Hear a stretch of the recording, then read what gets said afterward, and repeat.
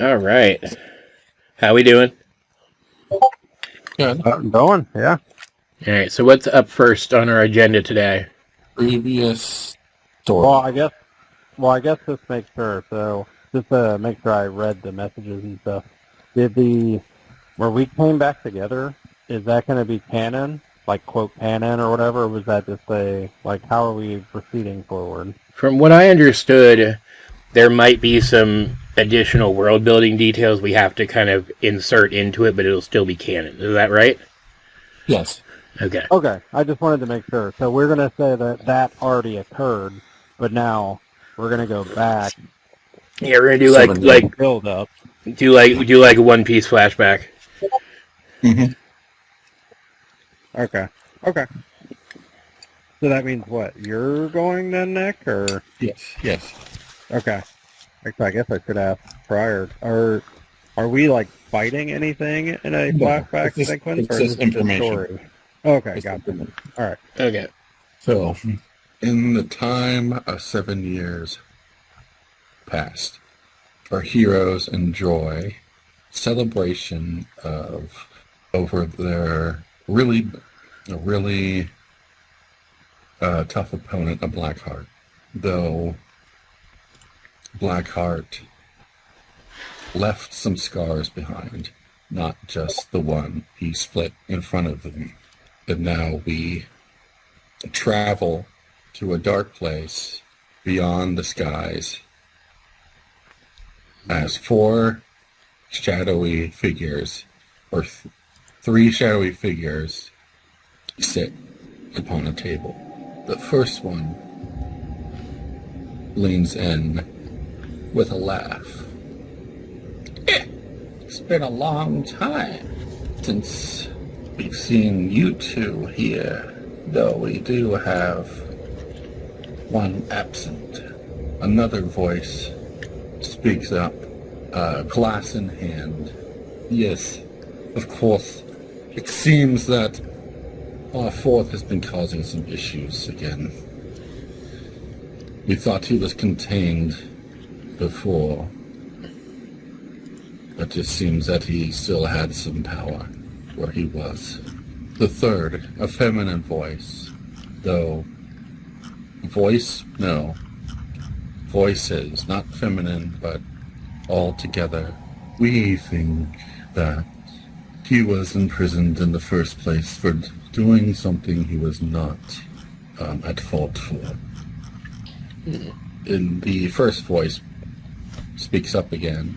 It is an extreme matter, though he opened the veil, starting to thin now between the lands. We must do something regardless. And he's the man with the glass. It's like it should be quick work if I am to act immediately. And then he's then cut off by something in the distance. He did what?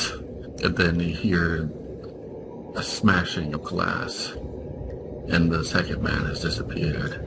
The third voice says, I shall return to whence I came.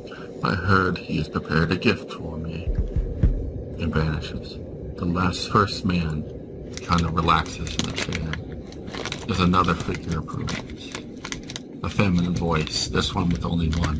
I hope you know what you're doing. Are you sure the ones who defeated the Blackheart in the first place can defeat the exile? First voice says, we shall see. And then it all cuts back to the ground as we go to Wolfwood. City is actually thriving. It's been pretty good. Advances about 2 years. Johan is in the market. Just walking around, seeing what's to buy. Johan, roll me a perception check for hearing.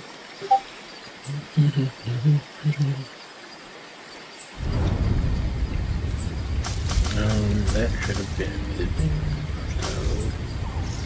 The king. 21. You overhear a conversation, like specific conversation. It's usually the crowd's been kind of just happy talking about whatever, and you hear a conversation that seems that two farmers have been having. They're especially happy hearing about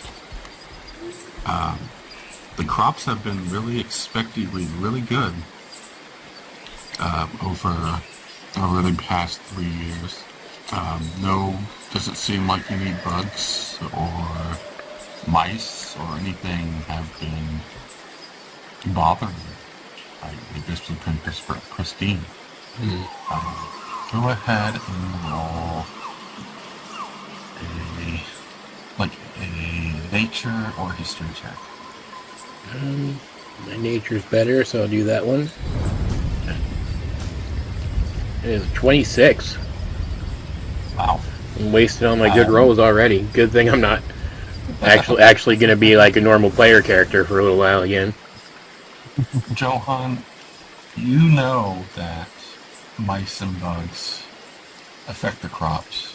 Like, it's their food. It's what they do.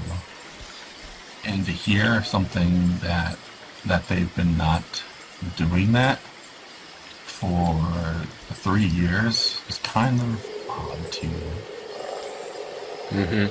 Yeah, that's suspicious. Fast forward 2 more years, we're still in Wolfwood. Everything has turned worse. You've totally stopped hearing birds. The crops have been dried. There's been disease. There's just no...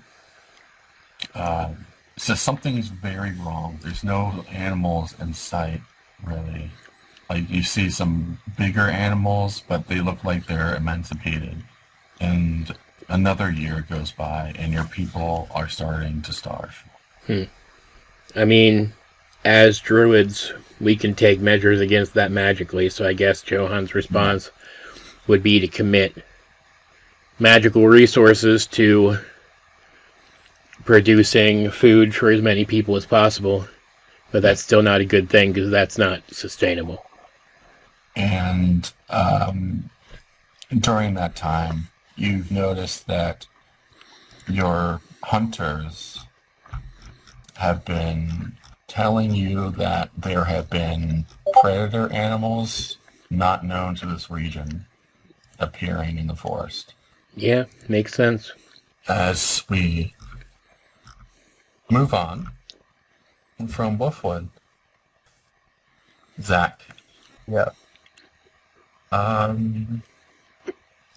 Pretty early on, when you are about, I would say 6 years, and you're on your, I would say about when you're about half a month away from meeting with, Like the reuniting of everybody, or? yeah, when you're on the ocean, you're in the ocean, and you're just coming back. When you're just lying down to sleep, would like you to roll a d20, just general. Okay. Ooh, 6. All right. I am not using my high rolls, I guess. Good. You're going to need them. Yeah, with a 6. Zack, Yep. just before you turn to sleep, the sea suddenly turns rough, but that's not something unusual for you for the time you spent on the ocean. Turns to rain, starts to thunder. You don't think it's going to cause really much issues because your crew knows what to do, unless there really is an emergency. You find yourself using the nature to finally get some rest.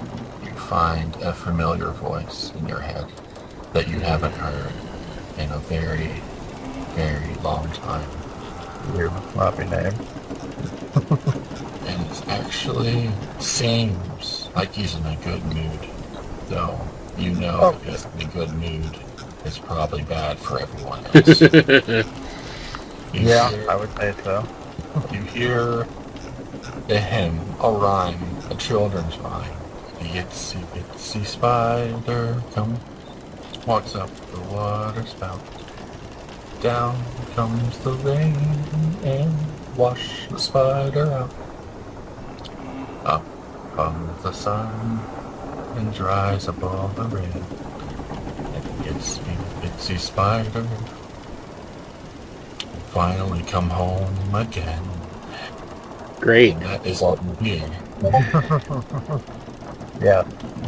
Very, very good. I feel so good. I'm hearing voices now. Could just be a dream. You don't know. Well, it could be. I doubt it, but it could be. Yeah, not with our luck. No. I'm assuming that the voice that I hear, that you said sounds familiar, is a certain individual that has caused us many pains throughout the years. Yes. Oh, good.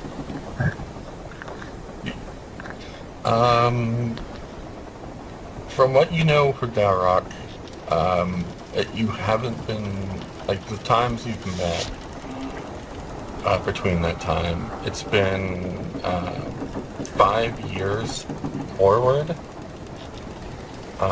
You have not heard from Dalrock, either by sending or by meet. He's just mysteriously been vanished, not being in touch with anyone. You said for 5 years? Yeah, well, 2 years. So 5 years has passed, and then the 2 years prior to us returning together is when we don't hear from him? Yeah. Okay. And that's all I have. Good. It's up to Zack and Johan if they wanted to share that information. So now it's end of flashback, and then now I'm trying to remember exactly how we ended it. I know we killed the big, was it a dinosaur? It was a Trask. Or something? It was a wounded Trask. I didn't want to end up accidentally killing anybody. And he swallowed Brynn, I remember that. yeah, somebody had to teleport her out. Yeah. It was really cool. Grabbed her and then dimension door out of him. That was cool. I remember that. We ended it with Johan showed up in his dinosaur form and tried to help fight it, but he didn't really do well because it's a Trask and he was just a dinosaur. But you managed to beat it. But now he's worried because he was going to leave his daughter in the woods. But now if things this big are showing up here, he's not sure which is safer. Leaving her here with a bunch of people that you guys don't know, because he hasn't told you guys yet about what's been going on here. A bunch of druids who would normally be able to protect her, but they're off trying to stabilize the economy. Or come with us on one of our stupid missions. Stupid mission? Well, I mean, Johan. So Yeah. put it that way. Overall. Did it for a year? At least 4. Yeah. Yeah, It is one of but those, what's more dangerous? Brynn's fine. But that's basically where it left off. You just killed the monster. Johan's rethinking things, and you've been asked by the king to go deal with some kind of negotiation in Orkania. Oh, yeah. And now Johan is going to ask you guys back to his home, so you can discuss how you want to proceed. And Sounds good. that's where we're going to pick up. He will do another tree teleport thing. What's that called? I don't, it doesn't matter. Back to the Wolfwood, and you get to go inside the big complex of tree houses that were built around the Wolfwood that you guys saw from the distance that one time. and you kind of end up in, you come out of a branch of the tree that kind of runs through the building into kind of a hall, and Johan he's being Johan about it. He's kind of grumbling to himself and rushing around, and he kind of stalks into the next room, and everybody kind of follows after him, and it's like a meeting room, like a council chamber.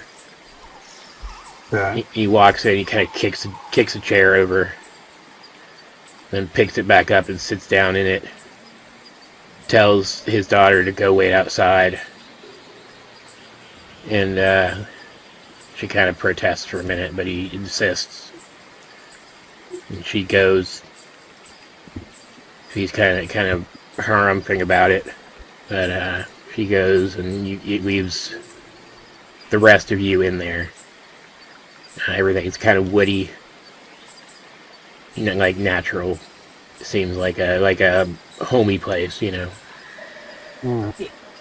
He says, well, now I don't know what to do. I need to go on this mission, even if the king hadn't asked, even if my people's relationship with him wasn't better than it used to be. I would still need to go. I've been trying to open negotiations with Orkania for a while. But if creatures like that are going to be showing up in my forest, then I don't know if this is I don't know if this is a time when I can leave. No, that's understandable.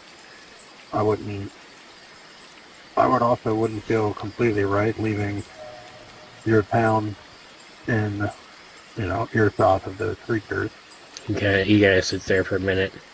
Yeah, he seems like he's waiting for something, and after a minute, a couple of like attendant type people come in, seeing that he's returned. He says, I need you to go send out for reports from every town in the forest. I need to know if anything else like that creature has been spotted anywhere. And they kind of nod and they run off. And he looks frustrated. He looks like he is not in a position to make the decision without that information. But he feels like he's wasting time. And he says, my daughter, she wants to leave this forest and explore the world so badly. And it's not like I haven't taken her out. We don't stay here all the time anymore. It's not like when my father was in charge. But So Johan's the king now, right? Or the yeah. What's the phrase? Chief. It would probably be chief. Okay. All right. Yeah. He's like, but while I still don't agree with everything that my father used to do when he was in charge, I at least understand one aspect of him better. The thought of her leaving, going off on her own, terrifies me. And even with us, she's strong.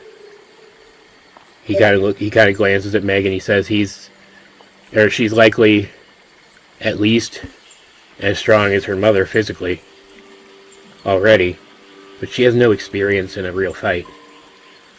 And the kind of things that we're called on to deal with aren't even the kinds of things we dealt with when we first met.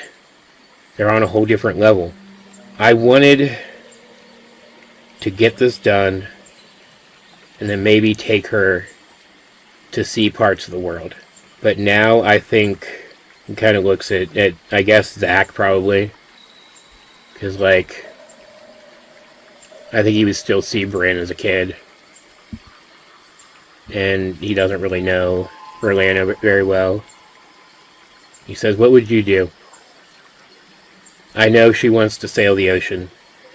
We would have to sail to reach Orkania. Wow. If it were a choice between taking her into danger with us and leaving her here where another of those things could show up, what would you do? Well, I know that I don't have a child or anything of that nature like both of you, looking both at... Well, actually, since Darrock with us, right? No. No, he's not. That's right, because he's there instead. Okay, so he looks at just Johan then when he says it. I don't have one, but I know that if you were to journey, because from what I understand, right, Johan is saying that he is going to stay, like, to protect the Wolfwood, because the amount of monsters that are coming. No, he'll kind of clarify for you. He believes that his people can drive those creatures off. He's just worried that she'll get into trouble. She'll get into danger. Okay. She wants to prove herself. All right. So then he'll look at him and go, I don't have any children of my own or anything of that nature, but I can tell you that if I did, I would feel more comfortable having her with me than leaving her behind where I wouldn't know if something were to happen to her. And I can promise you that even though you don't know, and I'm gonna have to apologize, Nick, I forget her name. What's her name? I'll just put it in chat. In quick pause, I forget. How do we know she's her, right? Yeah, she's one of the sisters. Yeah. That we found on the tower, I think, isn't it? Yeah. I'm trying to run back my memory. Yeah. Okay. She was she has 3 sisters. The clerk is back at... The clerk and the monk are back at home. The ones that were... the first one was the one that Darrock met with, but didn't realize it was a sister, and she was keeping an eye on him for his mother. And then the other one was a monk, a very tall monk, but she's not here right now. Okay. And then, is it how do you pronounce it? Rarlerna? Rarelena. Okay. But Brynn's there, right? Yes. Okay. Alright. I just wanted to make sure there because Brynn's there. She's her bodyguard, pretty much. That Darrock's son. And she's the one that Brynn likes the most. Alright, and then just to make sure I'm not missing anybody, is that everybody that's there? So it's me, so it's Zack, Rarelena, Brynn, and Johan, and as of right now, like, those are the only people that reunited, right? It was really Brynn and Zack came back, I guess. And Megan. Because Darrock. Oh, and Megan. Well, Megan lives in the Wolfwood. Yeah. Yeah, she's been adventuring around a lot, though. I mean, it's been during the 7 years, whenever Brynn is there, and Darrock. Well, during those 2 years, whenever you guys were able to meet up, or whatever, it's always been one of the sisters that has been with Brynn. So we haven't seen Darrock in 2 years. 2 years. Okay. And then last question, remind me how old Johan's daughter is. Your meetup is with everybody again.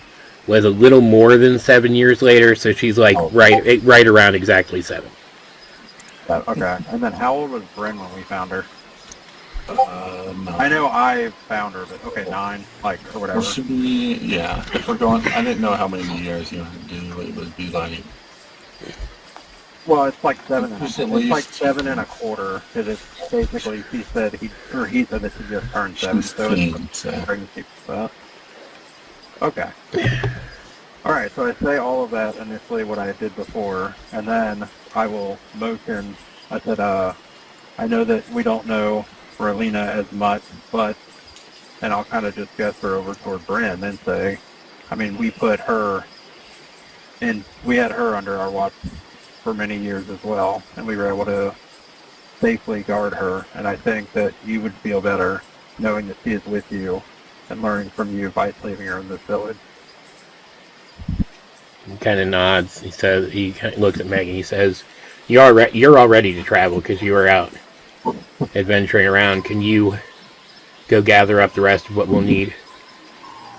And she kind of nods and leaves the room.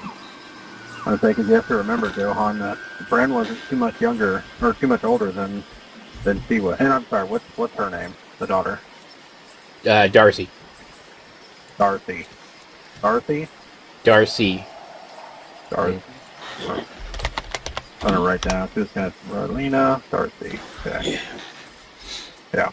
Right, I'll just say, yeah, Darcy. Yeah, Darcy's not too much younger than Brynn was when she started with us. And Megan will kind of go off to do that, and then Johan will look at Brynn and say, "Can you go get my daughter ready to leave? I know she's happy to see you." No problem. Alright, and would I be right to assume that Roland is going to go with her? Is there a mood that Johan wants her to leave, or? If she seems like she's about to stay, he'll kind of give her a look.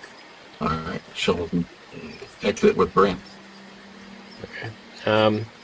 Once they're The gone... only two that should be left is Johan and Zack. Yeah, once they're gone, Johan will kind of sit up. He'll say, "I've been needing to discuss something with you for a while. You see more of the world than almost anyone I know personally, aside from Megan. That creature back there was an oddity. Yeah. And it is not the only oddity in the Wolfwood these days. Something has been affecting this land. I've kept it quiet. It happened coincidentally so close to when I started opening up negotiations between my people and the rest of the world that I couldn't allow others to know about it, especially outsiders, as they might see it as an opportunity to exploit us rather than join with us. But things here have been difficult for many years now. We're fortunate. We have a connection with the land and many magic users who know how to use that connection. We've been able to sustain ourselves through that. And my suspicion is that it has something to do with the aftermath of whatever Trevor did when he sealed Blackheart away. He literally, Blackheart first ripped open reality, and then Trevor stitched it back up. He, if I understood his explanation correctly, used the immortal body of Blackheart to sew it closed again, but made changes to remove that blight from the old Byzantian land. And I figure that must have side effects. I hope this is just some echo of that, and that it will stabilize, but it's not been easy. I would say something of that magnitude would cause some fallout. Yeah, I would assume so too. We can keep everything under control. Our people are fed. We've even used our abilities to attract back some of the animals that have been driven away by whatever's happening. But larger creatures from different parts of the world have found their way into the woods. They threaten the ecosystem. And even creatures from what I assume must be other realms. After all, this wood does intersect with the Feywilds and who knows what else. It's possible that any number of things could find their way in, and if this change is echoing through those places as well, creatures from who knows where could be displaced also. But I clearly don't understand the situation in its entirety, and it's getting worse, so have you seen anything strange out there? Megan, one of the reasons she's been questing with Prince Liam and his knights has been to look for anything else strange that might be related to this. So I ask you if you've seen anything or heard anything strange any time within the last 5 years. Well, I guess out of character, would Zack have, or do you want me to? I don't know how you want me to handle the response to that. Do you want me to say stuff, or do you want me to say no? I'm thinking. Okay. I guess it would depend. You heard Cyrus, right? Yeah. I don't. I was going to bring that one up. Yeah, I don't know if you would want to mention that. I guess if you feel like anything's relevant, it's up to you whether or not you would say it. Oh no, yeah, I know. I just didn't know because we haven't. Yeah. Okay. I'd say, and in the travels that I've done in the last 2 years, I haven't noticed anything too extraordinarily out of normal, especially with compared to what's going around Wolfwood. I've seen little things. I've seen creatures in the other areas that don't seem to be natural there, but nothing like what's been happening outside of here. I will say though that, and I'll just kind of do a quick look around, like glance just around the room, make sure that it's just me and him, and then I'll say that Nick, how long ago was it? Was it a month you said prior to this? That you had heard the voice? About half year. Okay, half year. I will say though that about 6 months ago, I mean, I don't know if it's related at all because, I mean, Trevor sealed him away, so I don't know why or how it should even be, but it does seem to be that Cyrus, I heard, or you won't say Cyrus, yeah, I heard a voice, in my head, something that I haven't heard for a long time, so I don't know if maybe they're connected in any way possible or not, but I'm not sure. I don't know I don't know if it's just my cursed ancestry sometimes that seems to be coming back to haunt me. I thought I was over that, but it doesn't seem like that's the case. That's disturbing. If it is related to this, though, I don't know how. I need to talk to Trevor. I've been trying to get an actual audience with him for a while now. I would assume, though, if... Not allowed? He's just not getting back to you, or...? Well, you know how he is.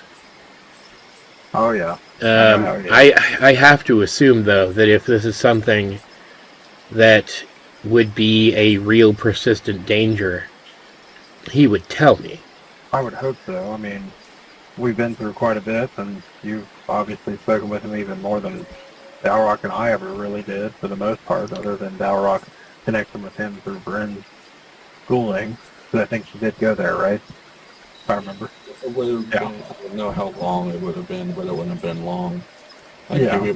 He would have been done with schooling, but she would have just been... Yeah, okay. Especially since he's pretty a savant, pretty much. She would probably have been done early. Well, with how much we've been through 7 years ago, you'd think if there was another issue that was coming up, he would have said something to us by now, especially if it's something that could cause danger to your town or to the Wolfwood. Yeah. Especially with all the trouble he's gone through to preserve the balance of things. I can't imagine he would allow the Wolfwood tree to be in danger. Yeah. But Makes me wonder if something's going on with him. When's the last time that you were able to speak with him? no, I've heard of his activities quite often. The issue is I haven't been able to get him to actually speak with me. He's flippant. He's flaky. Short of going there, I don't know how I could guarantee an actual conversation. I'd say we can go there between your teleportations to get us out of Wolfwood and then just our traveling style. We should be able to make it there relatively soon. Yeah, I've tried teleporting close to his little town. He doesn't seem to like it very much. Yeah. Well, if he's got a problem, maybe he would say something to us. I Maybe think that'll get him to acknowledge. Once we are done with this Orkanian mission, I will have to go and make him speak with me. Assuming that's even possible. How far away is the, would we need to sail in order to get to area that we need to. For Orkania? Hmm. Where's my map? And regarding the trees, Mm-hmm. the teleportation, the trees have been limited also. Like, the trees have been almost dying. Okay, I'll add to that too. Keeping our network up has become more difficult recently too. Though I have noticed the trees being a little less than healthy looking on our way in. I don't know if that's just because if this is a symptom of what's been going on, or if it's because I rebuilt the network and didn't do it properly. But we're looking into it. Now, Where's my map? My goddamn world map. It's about a day. We would start our bastion and sail kind of eastward. The currents are pretty swift, so it would take us about a day to get to Orkania, but it's on the entire other side of the continent from Trevor. gotcha. I'll find the map later. It's fine. It doesn't really matter. He says, but the teleport to the bastion, of course, is still active. Oh, yeah, you have a basket. Yeah. That's right. Says I actually visit there semi-regularly to check up on things. How's it? So I'll I'll be honest, I haven't actually been in longer than I'd care to admit. How's it going? well, the faction leaders we put in charge there have been keeping things running. They've been helping people, just like well, we had aimed for them to. Yeah. I've been going there, checking up on things and leaving little surprises in case it ever comes under attack. Oh. Kind of smirks at That sounds like you. you. He says, I think our best option would be to heed the king's call and visit Orkania. And then once we mop that up, I'll speak to Trevor. I'll make it happen somehow. Well then, I'm ready whenever you are then. And, just so happens that Megan kind of clambers back in the room. She's got Johan's pack, his broom, and she's followed by a little black cat. And Johan kind of points it out and says, that's Midnight, by the way. Megan finally worked out her ritual casting and then found herself her own familiar. Oh. And Megan's like, yeah, she kind of does whatever she wants, but she can be useful sometimes. She'll probably follow us.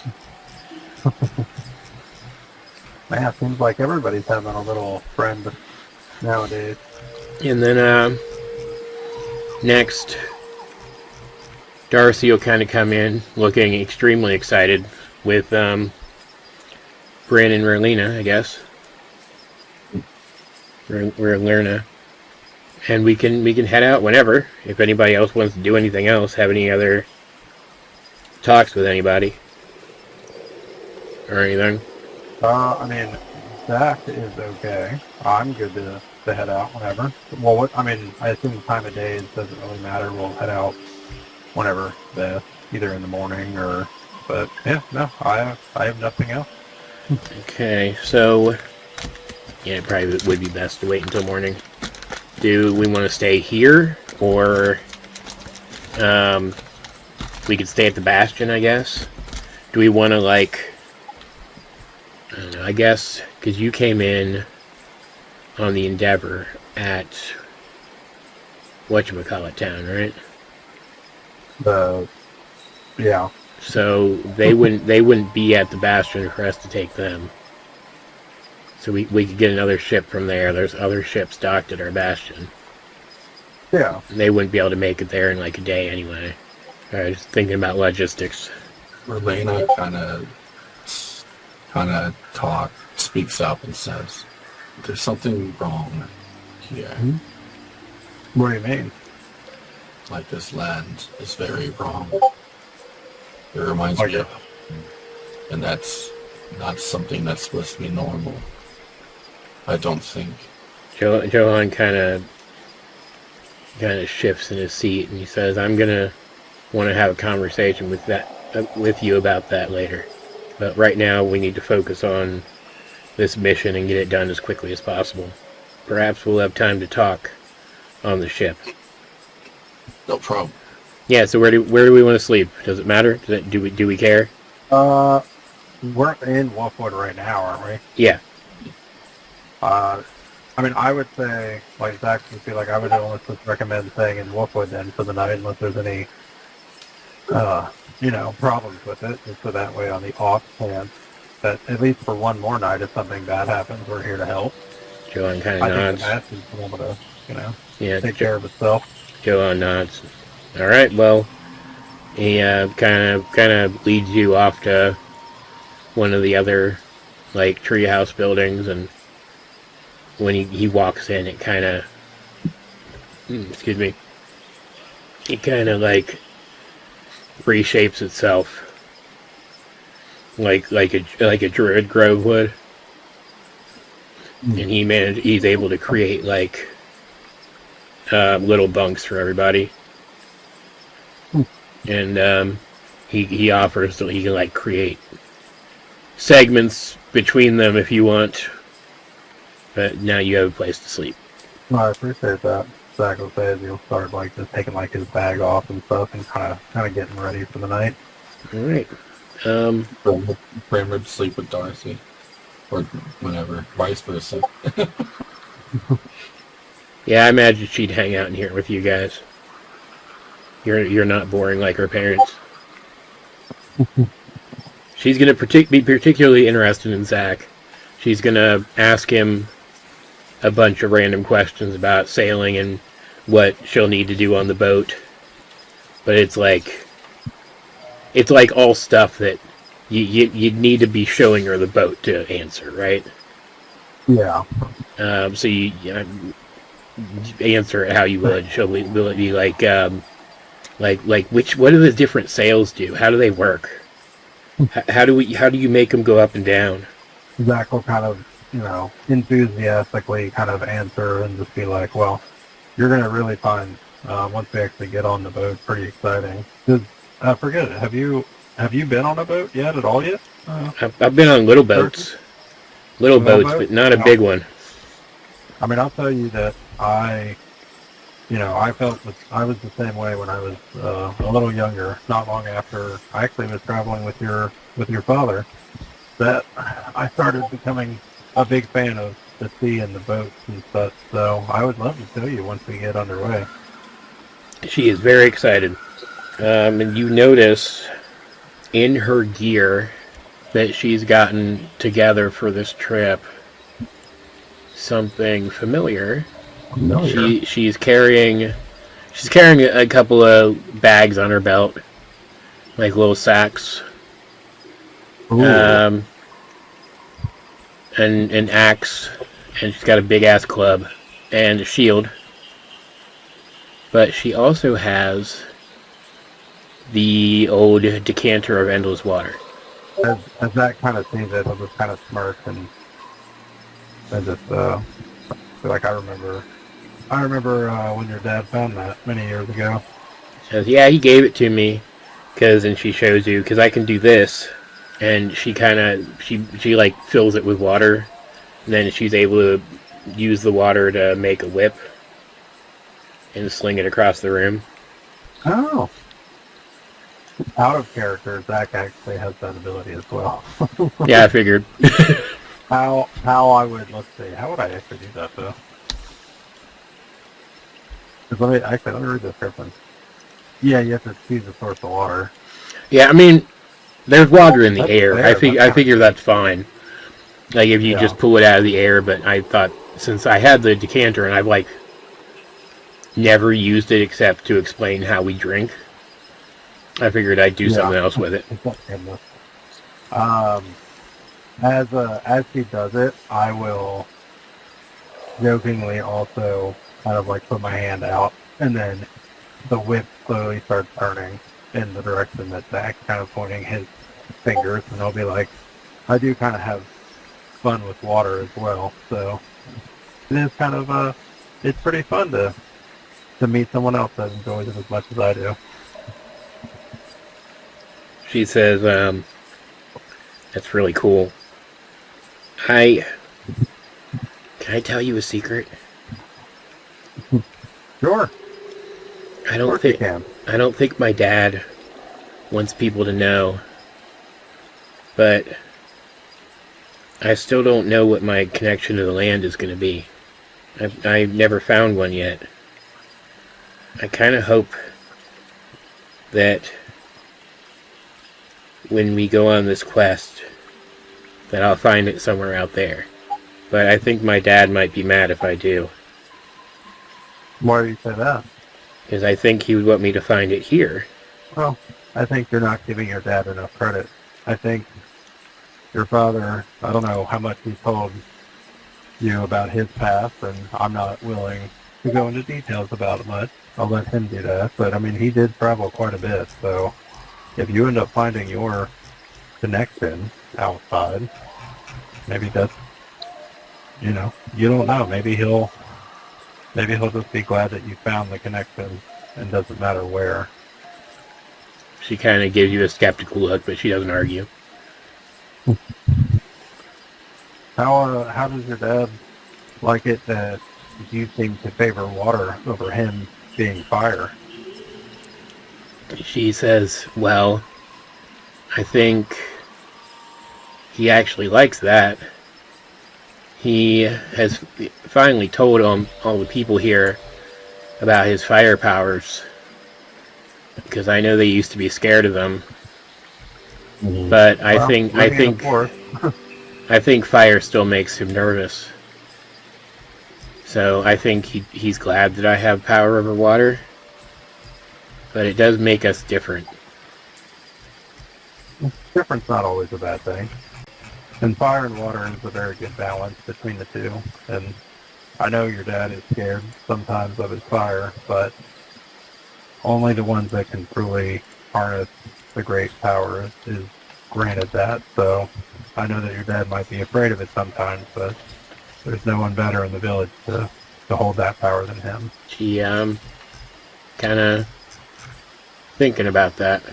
Alright, so you guys will eventually turn in, and the following morning you'll head off to the teleportation circle and transport again to the bastion and pick a boat. There's a couple of them there. They're very standard. Like they're not the Endeavor, but they'll get you where you want to go. Yeah. I mean, Zack will kind of walk around and just kind of do a kind of once over everything, and just be like, he'll kind of just pick one and be like, all right, I think this is the one. Johan will kind of say, you should go grab a couple guys from the docks to help crew it, but you'll be in charge. Zack kind of head off towards the dock and just have you guys hang out by the boat for now. You'll see Megan is off on her own, kind of doing Megan things. Well, she's got a big sword. It's not the weapon she's been using, but kind of like a large training sword, and she's doing specifically like strength drills with it. Okay. And once you grab your guys, there's nothing special about them. They'll just be like regular, like soldier characters. We are ready to set out. Did you just ask if they're wearing red? No. No, I said their names were big and wed. He said normal. He said normal, just characters. All right, so once we got everybody, gather up all the supplies, head on board, and we'll set sail. Alright. The sun is bright. The wind is favorable.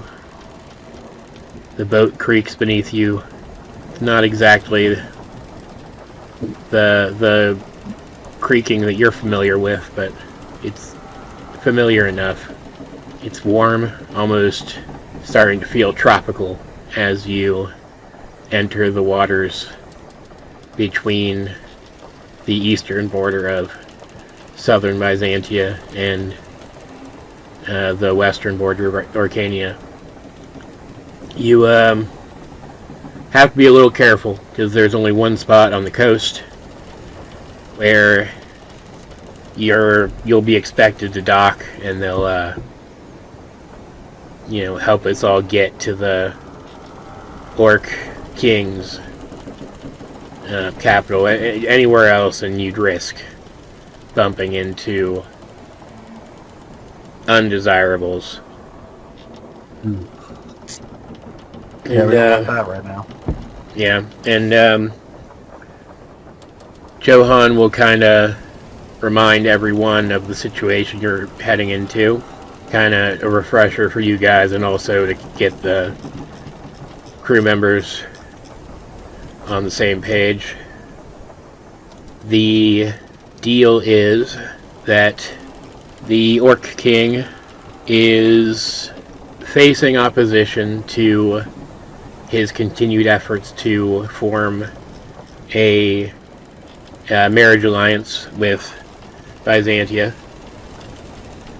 Something that his daughter and Prince Liam have been looking forward to happen for a while. But it's been opposed by factions in Orkania, some of whom aren't solidly opposed to it, but they're skeptical, and others that don't like the idea of it. But more specifically, there is a faction of Orc rebels who have an issue with the king foregoing their traditional ways, and the king is worried that if he allows them to marry and forges this alliance without having enough influential people from Orkania on his side, it will push some of the more powerful families that are rivals to his to lend their additional support to the rebels and lead to an all-out civil war. And he's not exactly sure who those people would be, and they're not exactly going to be vocal about it if they do start lending their support, so he can't really be sure how to prevent that, aside from whatever he intends on asking us to do. And we still don't know exactly what that's going to be. Yeah. But whatever it is, it seems like his intention, no matter how stupid it might be right now, is to have the marriage very soon. How soon are we talking? Well, we don't know exactly, but it seems like he wants it to happen within the next few weeks. And that has something to do with why he asked for help from a group of foreign adventurers who are allied with Byzantia, but not specifically under its purview. We're still not entirely sure why that is. So, sort of an independent group that does understand the benefit of working with Byzantia. Really? Hey, give me a few minutes. Right Okay. back. Elena's seasick. Oh, that She's never sucks. She's never been on a boat before. That sucks. seasickness sucks. She's a +1 con save. I was just like, you know what? Let's roll it. And she rolled a 3. Like she has freedom of movement, but that only lasts an hour. So put her in a hammock. Put her in a hammock so it sways a little bit more like level. Staring at the horizon apparently helps too. Kind of grounds you. Alright, I'm back. Okay.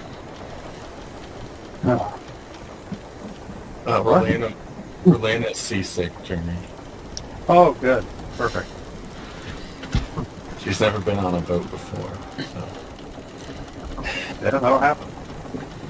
Alright, so you're on the boat. Hold on, I need to get something open real quick. Keep forgetting I'm in control of things. Yeah, you're the guy. So you've been sailing. How do I do this? I said it would be about a day. Let's say it'll be. You're expecting to have to spend one night on the ocean, and then get in about halfway through the next day.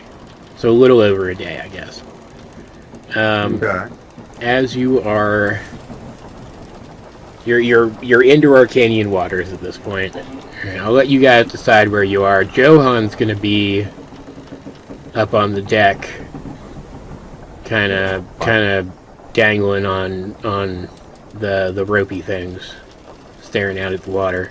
And I imagine Darcy will be everywhere. Zack, since you're the captain right now, that little captain's room in the middle picture is yours. In the back. Oh. Right there. There's Johan. I passed him 3 times. Cool. Why can't I search players?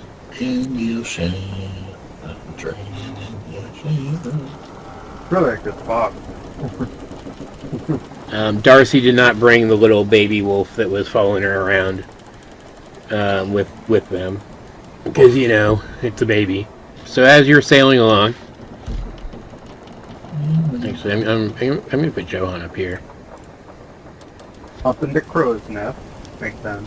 Does it matter about the crew members of their locations, or? Let me grab a couple of spare people.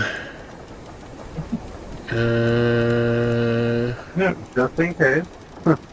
I guess put them where you would want them then. Actually, I guess we're all just up at the top, aren't we? Yeah. Yeah, I mean, you can put them in the lower deck if you want. Yeah, that's some. Is it a bunch of TNT? It is just random supplies. Oh, okay.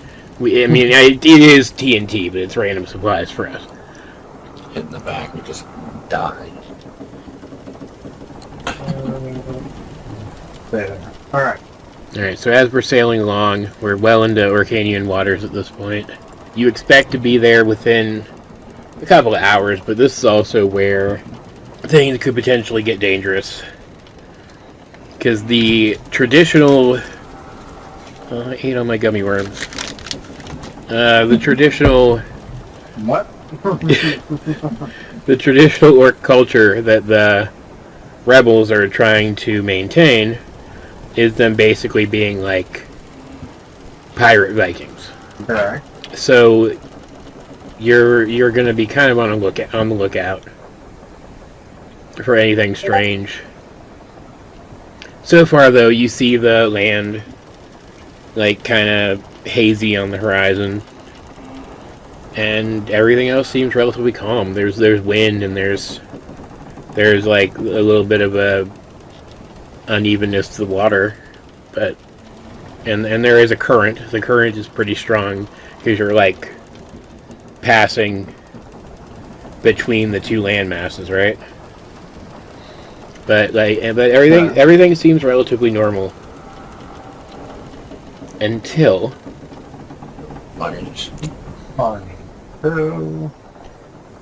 you Supra's looking for the avatar. is Zack kind of watching out right now? Yeah, he's just kind of watching. What's your passive? Which one? Perception? Yeah. 18. Okay, you notice coming in kind of a head port. Okay. An odd fog bank that seemed to kind of come out of nowhere, and no sign of anything in it. No weird sounds, but you can't really see through it. How would you like to respond to this happening? Are we sailing into it, or is You're gonna kind of sail past it, but it is kind of rolling towards you. Let's see. What do I have?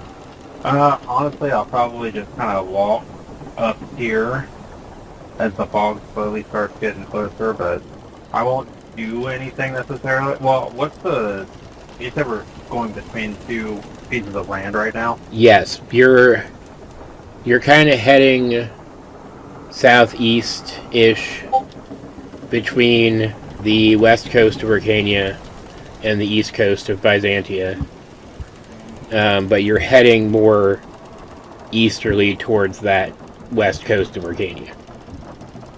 How far are we from land on both sides? Like, not far, or? You're a couple hours out from Orkania. You don't really see the land the other direction very well anymore. Oh, okay, so both sides are just water still. Yes. Gotcha, okay. I'll signal back to the sailor that's on the driving, and I'll have him slowly turn starboard a little bit, just to try to, I don't know how fast the mist is kind of coming in, or the fog, I should say. Well, roll. Oh. What would you roll for your knowledge of sailing? How's your not a nature. How's your insight? Insight's good. I have a plus 13 on insight. Roll insight. I rolled a 13 as well, so Okay. 26. You kind of do the math in your head real quick, and you do think it's a little odd that the fog bank is wide enough to cover a couple of ships, and also seems to be moving about as fast as a ship would be if it were kind of shearing into the wind and trying to intercept you. Am I still really the only one that's kind of noticing it? I mean, Johan. Everyone's seeing the fog. yeah, I mean, you're welcome to make use of Johan too. He does have a flying familiar that he can work into. That's true. I'll call it to Johan and ask if he can send in. I'll just say this fog seems pretty unnatural. Do you mind sending one of your familiars over to kind of get a layoff inside of it? Yeah, he'll call up Unkindness and send him off. And he kind of sits up and crouches on the edge of the crow's nest and says, "Darcy, get back from the bow, please." She kind of groans and kind of wanders back over here. I'll kind of like I'll kind of like start motioning everyone to kind of go more towards the starboard side of the ship as well. Not like in a rushing manner, but just like a kind of go. The Megan's cat'll kind of hop down and rock over here and kind of be nudging on Darcy. Megan's kind of makes her way up here. Is watching. And Unkindness reaches the fog. And Johan's kind of got that look in his eyes, And he says, I can't really see anything. And he's kind of listening. But I hear wood creaking. And I guess another boat. The scraping of swords. Like somebody's fighting. Somebody's drawing their weapons. Or at least drawing weapons, yeah. And he kind of dismisses unkindness back to himself and says it's definitely somebody on another boat, and they don't want to be seen. What's the difference that unkindness made before coming back? I'm trying to calculate how much time until potentially the two of us would intersect. Well, the rate it's going, you have maybe like 2 more minutes before the edge of the fog will be upon the boat.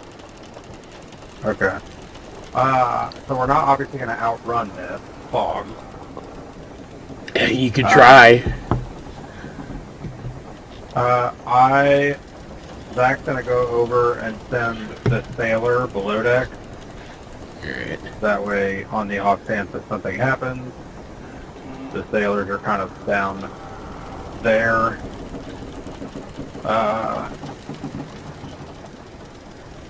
And he, on his way over, he's going to be like, picking certain ropes and stuff like that in order to try to maximize the sailing, or the sails, in order to try to pick up his most speed, speed.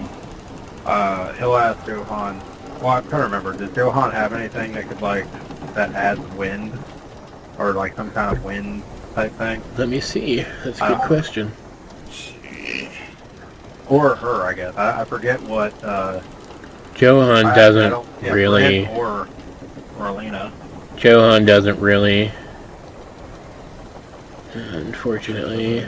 Elena does not have anything that is non-combat related. As I'm doing that, actually... Except she's going to cast freedom of movement on herself. Actually, before sending the sailor down, the other two sailors... How many people do we have? One? Yeah. The other two sailors would have came up initially. Zack will also, just as we're doing this, he is going to cast his water breathing on all 10 of us. So on the off chance that we need to, we can all breathe underwater for the next 24 hours. Okay, cool. That means I don't have to give myself gills. Everyone else, well, then they'll run down. Okay. Okay. Oops.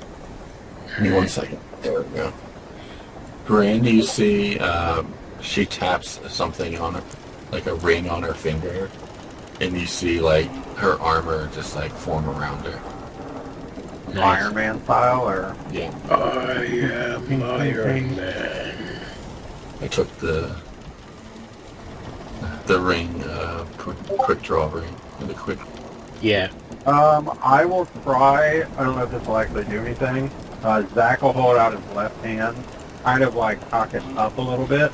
Well, actually, when I'm he didn't actually see anything. He only heard the noises. Yeah. So for all we know, we don't know if maybe they're just coming this way or if they're trying to sneak attack us, kind of. The only thing I'd be able to kind of do is if I Eldritch Blast the air, the fog, I wonder if it would disperse for a minute to try to see. Are you trying to pick up speed to avoid it though? That's where I was initially going back to. Yeah, I was trying to go back. What was it? Oh no, it's not. Yeah, I was trying to initially pick up some speed, but at the same time, I don't know how our speed is going to fare against the fog coming in, and I don't know the direction necessarily of the other boat. Because for all I know, maybe they're diagonally going, and they're going to still hit us anyway. So I'm trying to see if I could somehow get a good visual representation of it. But if in 2 minutes is all it's going to take really for them to see us. Although, where is speed? Where's my speed? There's my speed. Yeah, I'll just kind of, I guess hang out like this for now. Just trying to see how fast the fog is moving in comparison to the boat moving, and if we're going to be hearing it more in the direction, or are we going to get past it, kind of thing. Alright, so as you kind of are, bracing for whatever comes, suddenly the fog disperses, and you see two ships emerge from it. There's two of them. One is nearer than the other, and they have both kind of turned so that they're running parallel to your ship, just out of cannon range. And they're coming at us. They're not coming at you anymore. They're just running alongside you, just out of cannon direction that we're going now. Yes. Okay. Just out of cannon range, and as the last of the fog kind of wisps off of the masts and the sails, you do get a look at the flag that they are flying. Black flags with a distinctly orcish skull and crossbones. Oh. And on the deck, you see an assortment of what's the word I'm looking for? Piratey looking people. Okay. And as you're kind of getting your bearings of that, you see, let me actually find the thing so I can share it. You see a small group. How many do I want to do? How many people do we have on this boat that aren't the sailors? Because I don't want to get them killed if I don't have to. 1, 2, 3, 4, 5. Well, people we have 6. Okay. You have Nick 2, your 2, or your 3 actually, and then Zack. You see, let's say, another character. let's say 7 people kind of deploy off the ship on these. So they're kind of like the Moana boat, just like the Moana boat. They're even a little bit smaller than that. It's more almost like a hoverboard type thing. Yeah, so the hovers a few inches above the whatever surface it's on and can glide. So yes, it's a hoverboard that can work on water. Huh. Alright, let me pull these guys Those up. are neat. So what, they're coming at us now? Yes, you see 7 of them total. 4 of them look like relatively standard kinds of guys, but 2 seem a little better armed, and then the one kind of leading the pack looks actually fairly dangerous. Are they obviously looking at us very aggressively? Like they're coming at us to attack us? They are approaching aggressively, and the people left on the near boat that they deployed from are like cheering for what's going to happen. You can kind of hear their voices echoing across the water. Might be independent, I don't know. Well, I'm debating on whether or not to attack them yet, or see when they get here. Obviously, they're coming at us, but at the same time, if we just start attacking them, you know what I mean? Like, I think it'd be kind of a fun bonding moment. Zack and Darcy just start water whipping in the wind skip. Well, Darcy is going to impulsively try to do something. Yep. She's going to try to run this way, and Johan is going to say, Darcy, stay. And he is going to cast Entangle. Oh, okay, that works. And he's going to have the mast grow vines and kind of strap her to it. And he's going to step onto his broom and hover over here and say, Todd, stay on her. And so she's got the 2 wolves kind of standing with her. And she's not happy.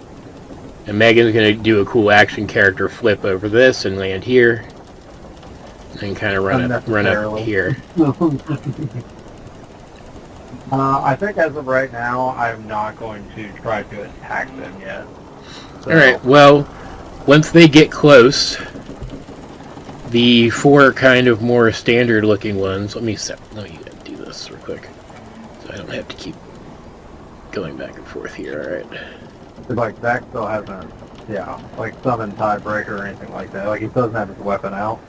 The 4 kind of more standard looking ones kind of like swerve further back from the others and start readying grappling hooks, while the 3 more well-armed ones take aim with their pistols and start trying to shoot at, I guess, Zack, Megan, and Johan, because they can see them.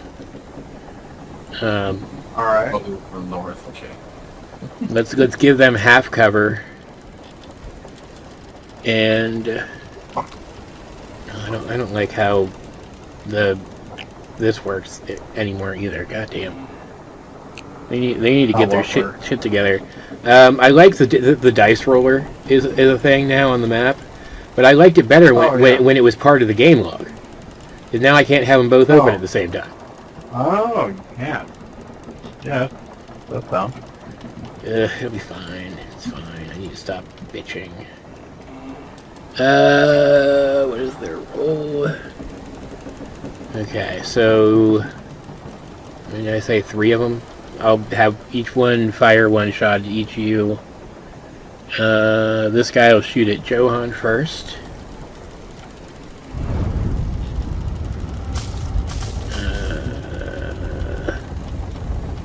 That is with half cover. That's still a 22. That's gonna hit him, which sucks ass. So he will.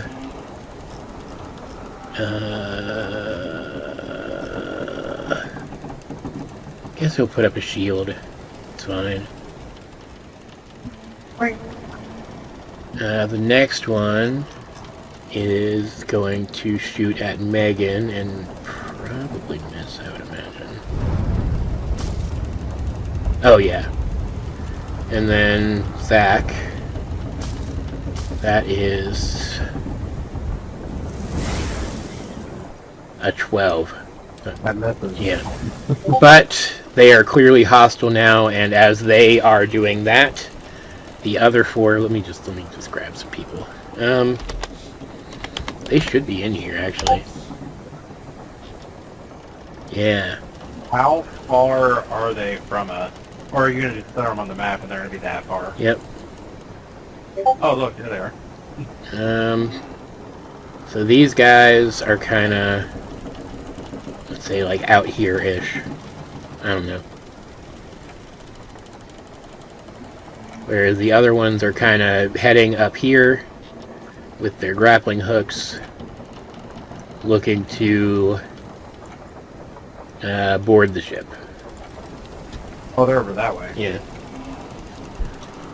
So the 4 back that way with grappling hooks, the captain, and admiral are the ones that are shooting at us. Yeah.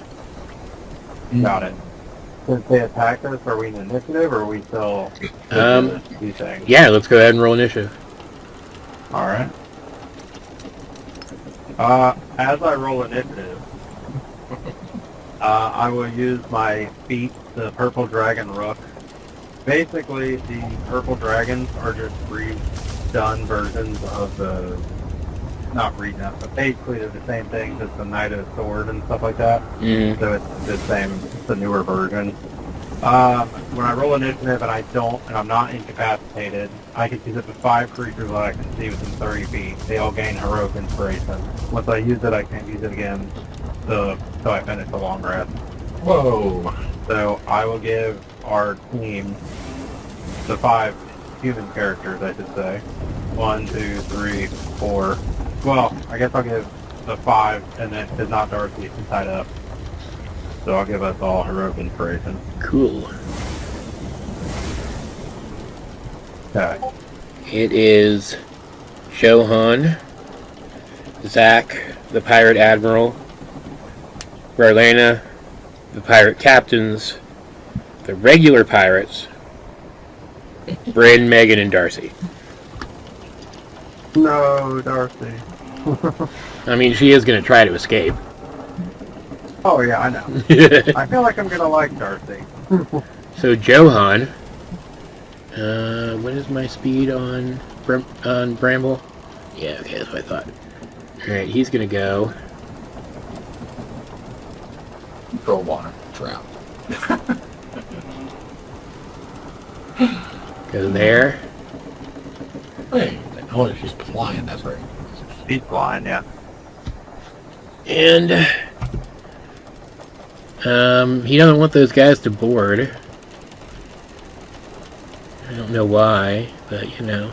He is going to... he can't do concentration right now, that sucks. Yeah, that really kind of limits his options. Wait, what happened? Sorry? Would you say limited his options? He's concentrating on entangle, so he can't use any concentration spells. Oh. Ah. Kindness will kind of follow him. I need more. Let me go. I need more non-concentration spells. Sorry, dude. You can just let me go. No. Like, you know, that would work. Nope. Not gonna happen. Oh, he tied her to the mast. Oh, okay. Yeah. Hey, tied her to the mast. So you can just let me go. I promise I won't do anything. I don't believe you. How does that work? Brynn has passive insight of 24, so she knows she's lying. Can I make that? Where was I? Here? Yeah, I can do that. Let's go there. He's gonna use the arm slingshot that he never uses. Yeah. Range on that? Oh yeah, that's fine. That works. He's gonna aim at... there, actually. Aim at this one over here. And fire a shot at long range, so probably gonna miss. 21, Jesus Christ. So that hits, and he's also going to cast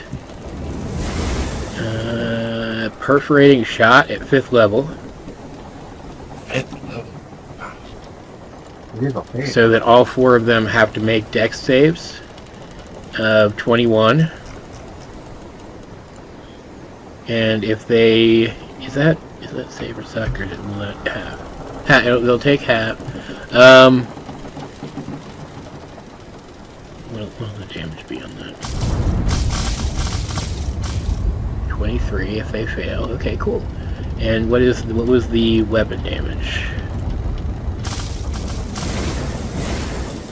12. Alright, cool. I think they might all be dead.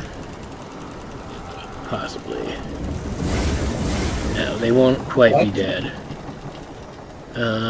If they fail. But that one you actually hit with the weapon will be. Oh.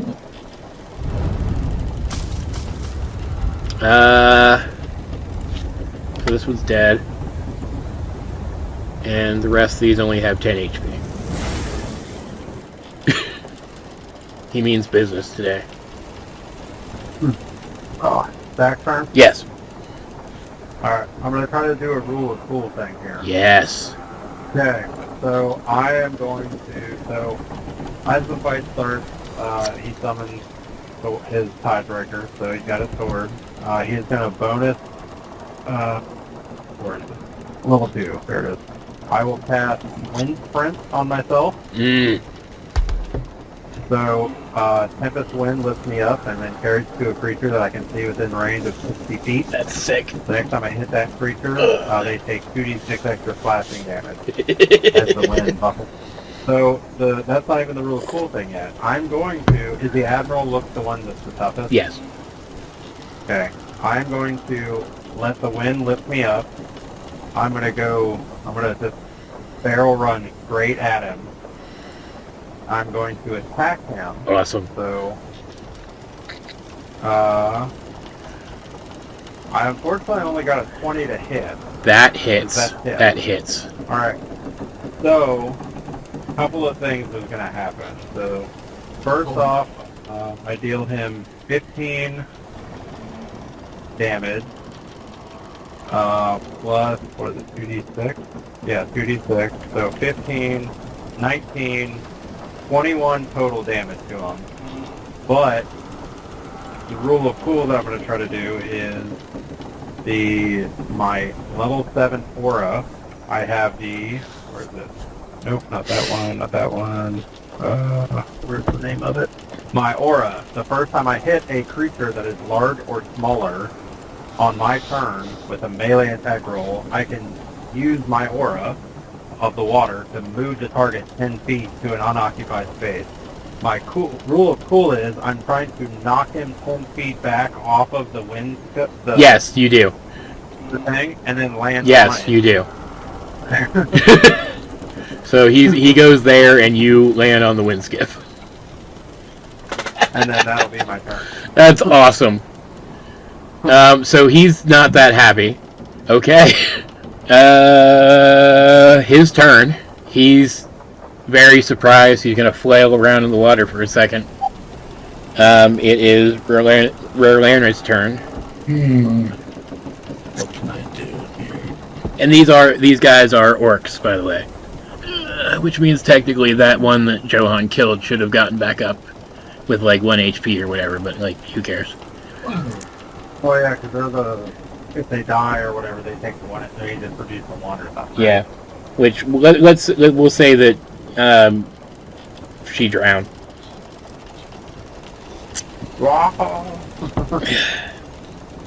Got him. Occupational hazard. I'm gonna have to go upstairs for a few minutes in a little while so I can feed my puppies, who are the size of Klaus now. Here, Elena is going to go. I gave you better avatars for them, didn't I? She had cast freedom of movement on herself, so she is her swim speed is equal to her movement speed. So she is going to go 5, 10, 15, 20, 25, 30. Third, jump off the boat, and then even though she's never been on the ocean before, like just her hunter instincts are going to overcome that. She's going to take out her crossbow and fire at the captain right there. Which one? The one in front of her? Yeah. Okay. Action, the crossbow. I need this one for you, yeah. Get a 25. Fairly sure that hits. Well, let me double check. Just the captain, right? Yes, that hits. Yeah. I think that is only a Is she doing anything else? No. Okay. The captain's turn. Well, both captains is his turns. So this one's going to kind of swing around here and pull the admiral up onto his wind skiff. So they're kind of attached to each other now. He a wee bit upset. And this one is going to skiff at Berlerna and attack with his rapier 3 times. I'm just gonna roll all those at once. Well, do one or Relena has a special ability. Oh, okay. I can do them one at a time. Okay. So that is a 18. Hit. Okay.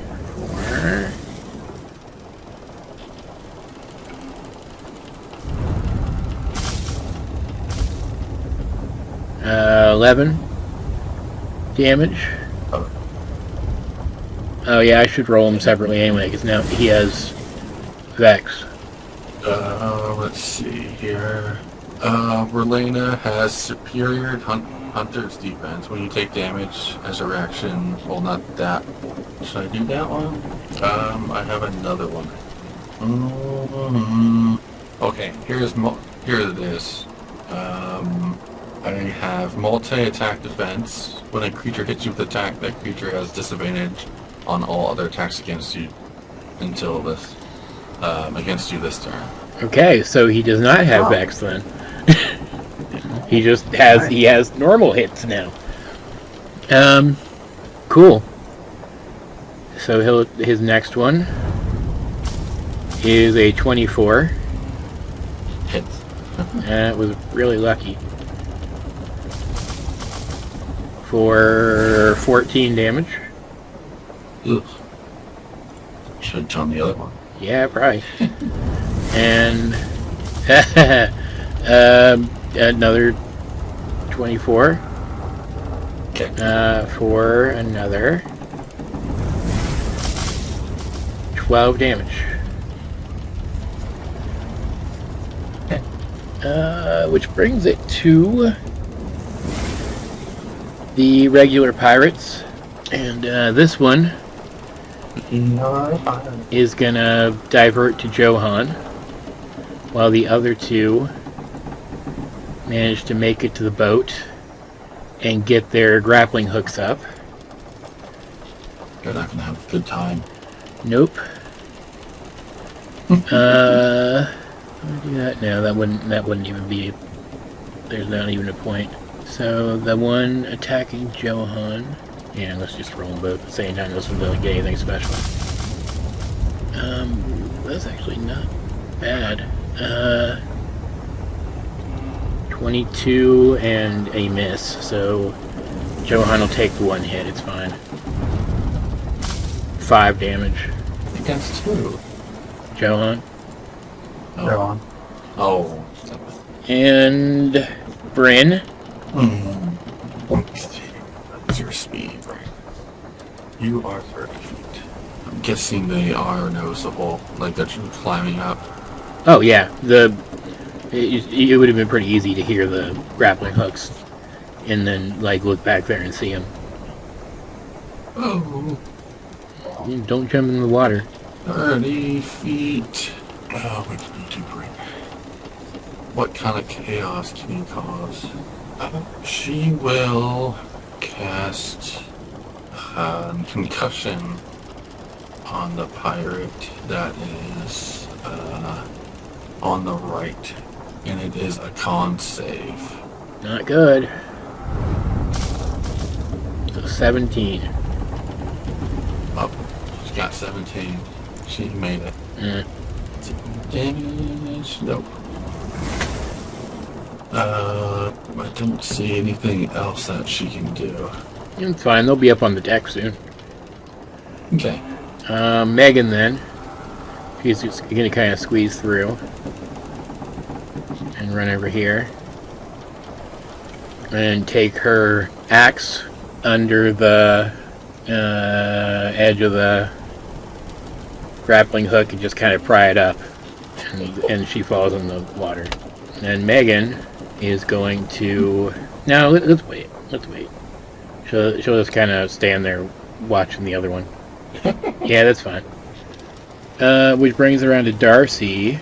Oh, she had freedom movement. She does not. So she's going to try a strength check against DC 21. Ooh, not good. So she's still there. And Todd is going to kind of go to stand here, so he's kind of between her and the people. She's going to command Wolfgang to try to bite the vines off her, though. Yep. I imagine she's also gnawing on the vines as well. Which brings it back around to Johan. He is going to... Yeah, let's do that. That'll be fun. I never use the spell anyway. He is going to Thorn Whip the pirate in front of him. Yeah. And pull her off of her skiff into the water. And then he is going to step off of Bramble the Broomstick onto the wind skiff and send Bramble over to Megan. Yeah.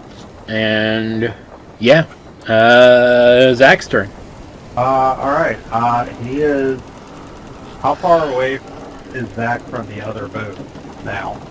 Well, there's two boats, right? Yeah, there's one Are close. these all from one boat? These are all from the one boat. There's one boat that's closer, and then another boat that's about half the distance again away from that first one, but behind it. It would take you. Okay. It would take you a couple rounds to get to the nearer boat. Okay. Are the captains and the admiral that are behind or that are ahead of him? Those are on the other boat, right? Those are on the other wind skiff that right there. Oh, that's right. All right. I am going to. Let's see. That would just be me. I won't do that. The guy that I hit, that was the admiral, wasn't it? Yes. But he's not bloody or anything. No. Okay. Zack, who's on the wind skiff, will zip over. He'll just go here. He'll zip up to him, and he is going to attack the captain. So he'll do his first attack on the captain, and he will get a 32 That to hit. hits. Yeah. Okay. It only does. Actually, I forgot about this feature. The 3 and a 1 is what I rolled, but if I remember right, great weapon fighting, I treat 1 as a 3. Ah, I do. So technically that would be 3 plus 3. So that'd be 15 damage to him. Okay. And then I will attack again. All right. A 25. That also hits. The same roll, so another 15 damage. And then on that note, I could have done that. That would have been funny. But oh well. When I hit the captain though this time, I'm going to use the aura and push him off the ship. He's better prepared for it now, so he's going to hold on to the skiff, and so they still get pushed back, but they managed to hold on to the thing. Okay. All right. Anything? We need one of these with more water. 30. Oh, 32. I'd like to think that Admiral embraced the captain, Yeah. Behind. Oh, Like, knowing what was coming. he's gonna hit you off. You didn't take a bonus action 5 times per long rest. Oh, I thought I had a. Nope. Okay. I will do a bonus action. Actually, you know what? Nah, I'll just pass. okay. That'll be my turn. The Admiral's turn. He is going to. I feel like he should be mad at me. He is going to pull out his pistol, and he is going to shoot you 3 times. Wait, what? Ooh. He's just really, really fast with it.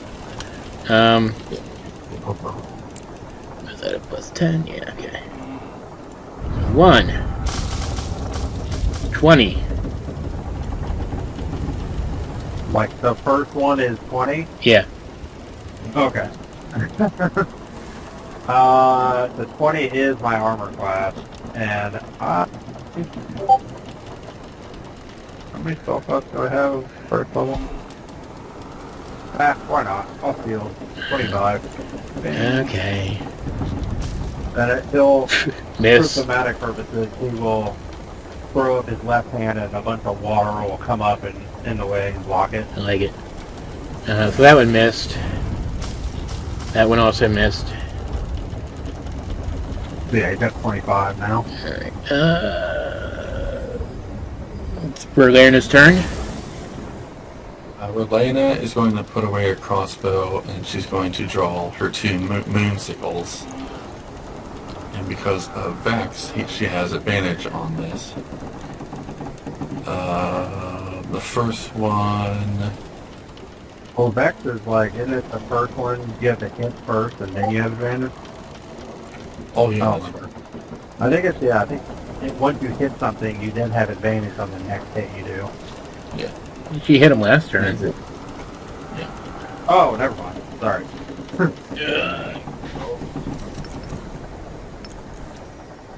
Well, that's a lucky advantage then. That hits. Yeah. 1, I like those dice. 7 points of damage. I can only see mine. And she has Nick, so she can attack with the other one. Nice. With her offhand. I think Nick is the best mastery, honestly. That also hits. I like, so they added some stronger, or not stronger, like advanced sword, I don't know what you call them, but whatever the case is, there's a claymore, and I like the claymore one, which is, you just crit on 19 and 20. That's cool. Mastery. And, yeah, if you score a crit with a brutal weapon against a creature, it deals an additional die of damage too. That's So neat. it's the exact same as a great sword, except it just makes it easier to crit. Nice. It's like, Alright, is that her turn? No. Okay. That was just her first 2 attacks. Okay. On a bonus action, she is going to cast Zephyr Strike. Nice. Once before the spell ends, you give yourself advantage on one weapon or attack roll on your turn. The attack deals additional D8 force damage to the target. Whether you hit or miss, your walking speed increases by 30 feet until the end of that turn. And you move like the wind until the spell ends. Your movement does not provoke opportunity attacks. Nice. I always liked that spell. I wish its like attack bonus thing was like once per turn instead of like once period, but Yeah. I still like it. And she's going to attack with advantage again. Nice. That is a crit. Nice, nice, nice. And then it deals additional force damage, which isn't the weapon damage. That doesn't double, correct? No, it doubles. Everything doubles. Okay. So I will go 2 slashing, and then 2d8. So it does 17 damage. And then she's going to move 5. And she, like, you don't even recognize her anymore. She is just, you would not know she was not born in the ocean, as she literally just 70 feet of speed. That will end her turn. Alright, the captains are going to go now. This guy's like, what the fuck just happened? And he is going to, I guess, shoot at Johan, because he's right there. So 3 shots. That is 5. So Johan's going to throw up another shield. Run out of level 1 spell slots, but that's fine. The captain gets pissed off. Now this captain here is gonna, I guess, I don't know. I don't know if he's noticed Marlena kind of zipping by or not. Let me roll for that. You roll for it. How high his roll is? No, he didn't notice. So he and the admiral on their skiff are gonna zoom up to Zack, and captain is going to use 3 rapier attacks. still have it sealed up, 25. That's a miss.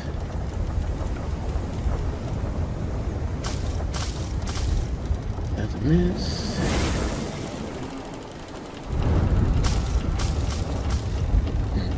Does that hit? I don't know. That's a miss also. He just kind of flails wildly. And then this lady here, I don't know why they're women and the other ones are men. Just because of the pictures, it doesn't matter.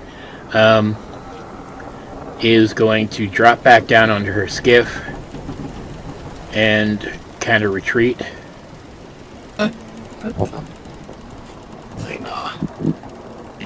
And once she's back there, she is going to throw her dagger at Megan up on the deck. That misses. Like, Megan just kind of leans her head to the side and it goes over her shoulder. Brings it to Brynn's turn. Go here. Level spell, yes it is. I am going to ask the pirate captain that Relena was attacking, she is going to cast Dissonant Whispers on and say, this is a bad idea, this was a bad idea, this was a bad idea. Okay. And it is a Wisdom saving throw. Oh, not that bad. 20. Saves. Still takes half damage.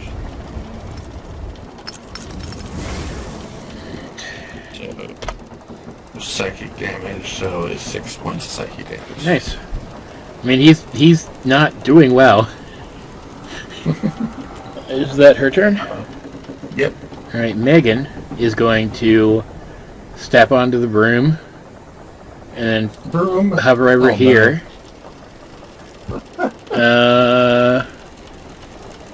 And she's going to do a big swing with her axe.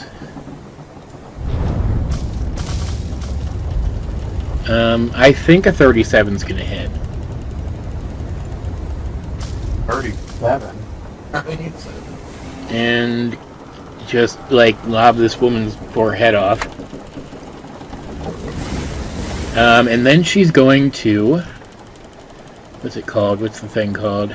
She's going to activate her heroic effort, and she's going to direct herself and Johan to move their speed over to this poor man and do a reaction attack.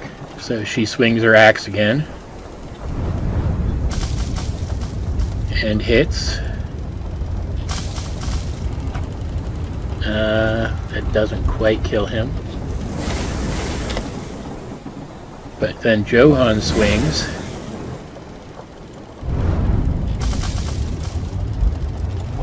And finishes him off. Yeah. Yeah. And Johan is going to catch the wind skiff as it starts to fall into the water, and it will turn back into a small pendant that he'll kind of put in his pocket. A pendant? Yep. And I need to step away for just a second, and I'll be back. Lena is unhindered when she was fighting. What is she against? She's a monk? No, she's a ranger. Oh no, she's a ranger. Yeah, Yeah. her sister's a monk. Yeah. She got freedom of movement and then Zephyr Strike, which increases her. She has pretty much 70 speed with that combined. That's fast. Yeah. I'm definitely keeping one of these wind skiffs. Just because, even just for thematic reasons. Well, John already sucked one up. Well, yeah, well, the whole thing of Zack flying over and like, I'm going to take it. Like, this is mine now.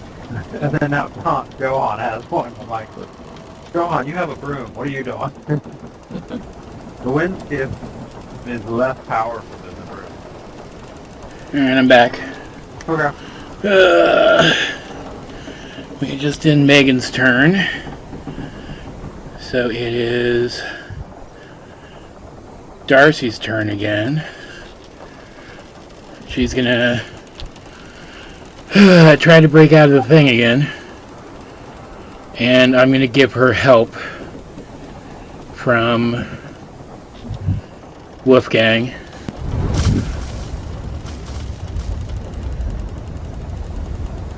That is... I rolled wrong. It doesn't matter. She breaks free. But that's her. Hey. That's her turn. So it comes back around to Johan. She definitely notices that she broke free. Would he though? Because now concentration's open. Mm. Well, concentration's off. No, because he still keeps the. How would I do this? There's still like an area of difficult terrain that it creates too. Oh, okay. So he would not necessarily notice. He is going to, in fact,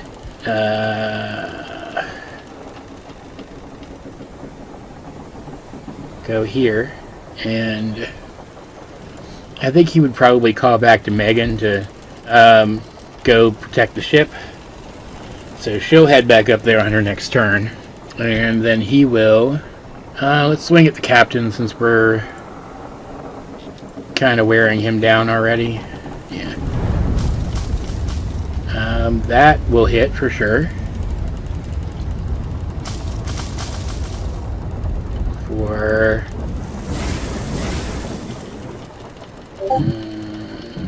9 damage? Yeah. And then he will use Nick to attack with his other sword and do 10 damage, which makes it Zack's turn. Oh. Let's see. Zack will... I mean, he's not going to do anything too crazy, so he'll just attack the captain. Cool. Yeah, let me make sure there's no... Yep. Attack. There it is. 26. I think that'll probably hit. I'd imagine. That does 16 damage to the captain. And then I will attack again to the captain. Ooh, I only got an 18 on that one. That still hits. Oh. That 2 becomes a 3, so 18 damage. Ooh, he is hanging on by a thread, and you can tell. Well, unfortunately, I can't do anything else to it. Oh wait, no I can. One bonus action which you take immediately after hitting it. Do I really want to? I feel like that's overkill. Yeah, no, I'm not going to do it. Alright, I'll pass. Alright. The Admiral's turn. If he attacked Johan, because where their position, Johan would have like 3/4 cover, so he's going to try to attack Zack. Okay. Rapier 3 times. So let's just roll all 3 of them. Well, does he get the... or scimitar, rather. No, he doesn't get advantage if he hits you, so I'll just roll all 3 of them at once. That is a 17, a 21, and a 14. 21 hits. Alright. This is the captain? The Admiral. Oh, okay. So that is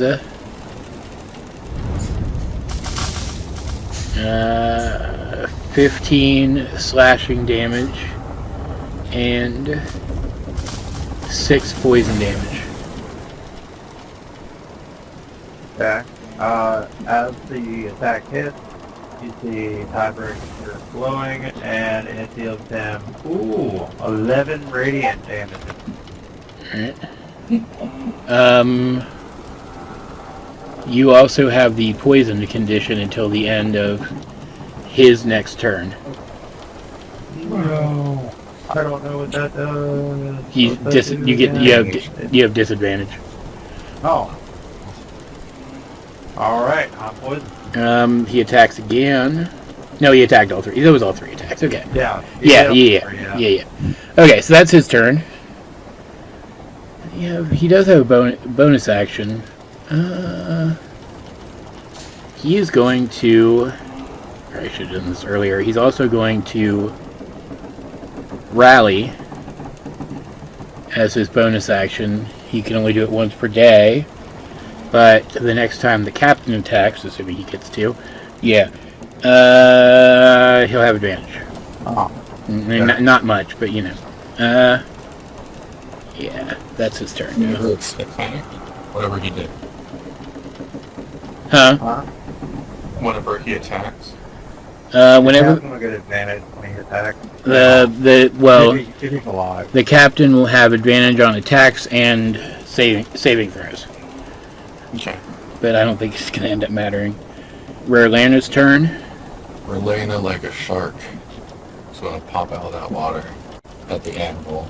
Okay. And she's going to, Hunter's Mark, use her favorite enemy so she doesn't expend a spell slot to do it. Nice. Seriously. Puppies, stop trying to kill each other. Mark the admiral. God, Lorelei, stop eating your sister's neck. Oh my lord. They're so big. Then she is going to attack with her moonsicle, the admiral. Alright. And it deals an additional d6 of force damage. So 11 points. And then she is going to activate her ability called Horde Breaker. When you make an attack with a weapon, you can make another attack with the same weapon against a different within 5 feet. That's within weapon's reach, and that you haven't attacked this turn. Alright. What's her to hit roll? What did she get? 23. Mm-hmm. You had literally 1 hit point left. And then she's going to activate her Nick ability to be able to attack the Admiral again. Nice. He's AC 20, by the way. Okay. So that one missed. But she's definitely going to attack again. Yeah, I kind of figured. Missed again. Okay. Let's see. No, that's not what I meant to do. It's fine though. It doesn't matter. I think that is a bonus action I can't do yet. That doesn't matter though. They're gone. They're gone. That will be her turn. All right, Brynn's turn. Roll. What's her passive? Again, her passive perception. Brynn's? Yeah. 18. She will notice that Darcy is free of the vines. Okay. There then. Try. I don't know if she needs to keep her hold her action to hold her back from jumping into the water, or She could certainly try. She can breathe. You saying she can breathe. Let's see. It's too far. It's too far. It's too far. Oh, she's gonna use Force Blast against the Admiral. Okay. That's 180 feet. That's a hit. Yeah. Fine. Good. It was a good try. That was a spell. Megan's turn. She's gonna kind of float nonchalantly back up here. Doesn't see that Darcy's free. And as she sees that, Darcy... Let me actually bring it up so I can show it to you guys. Can I find anything today? When I go... There it is, okay. Darcy sprouts a pair of black wings. Oh my goodness. Everybody wings. And I'm just going to have her rise 30 feet up into the air where she is, so she can try to get over Megan. Which is not going to happen, but, you know, just because. And that's going to be her turn, I guess? Well, no, what... Can she do anything? Yeah, I'm going to have her do something, actually. Uh-oh. She is going to cast Summon Beast and summon a shark 90 feet. Okay. So before she, I guess as she's rising up, she'll go put it there. And it will attack with advantage because it has pack tactics.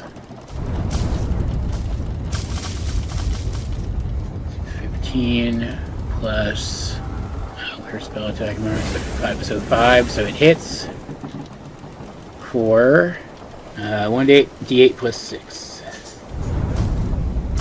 So 11 damage. Starting to feel bad for this guy. And now Johan also knows that she's free. She couldn't do that tied up. I mean, she wouldn't be able to see what was happening over the boat. She ran normally summon sharks. Well, I mean, she's the only person over there that could have. Oh, okay. Alright, brings it back around to Johan.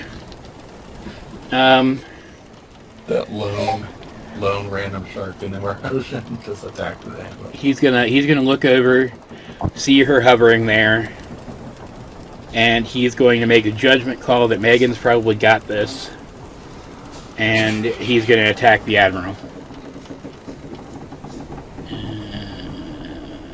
I guess he would have flanking from the shark, so I guess that's a good thing. Hit for 13 damage. I'm not sure how I feel about this dice appearing on the map thing yet.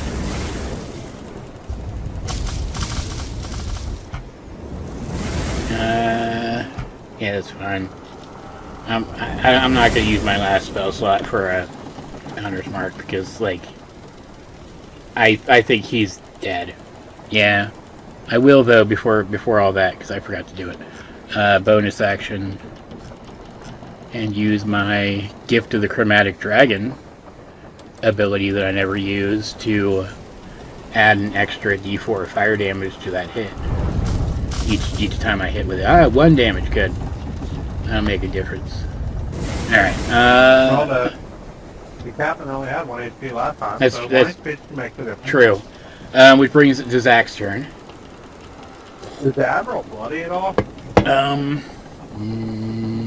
I see the thing around him, I just didn't know exactly what that was. That's Ray's Hunter's Mark. Oh. Sorry, I didn't know if he was already bloody or if he's still not showing a sign. He is backing down. not bloodied, but he looks like he's about to be. Okay. Zack's gonna just attempt to just say to him, it's like you're clearly outnumbered. Just give up. Wolf.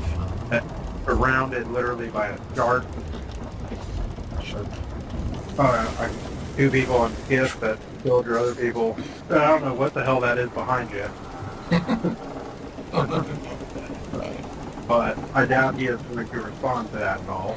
So, Now he just kind of glares. He's an orc. He just kind of glares defiantly and growls at you. yeah. Oh, Lord. I will then, I'll just attack him. Nothing fancy. Do we have advantage since we're, like, surrounding him? Yes. Okay. 27. Yeah.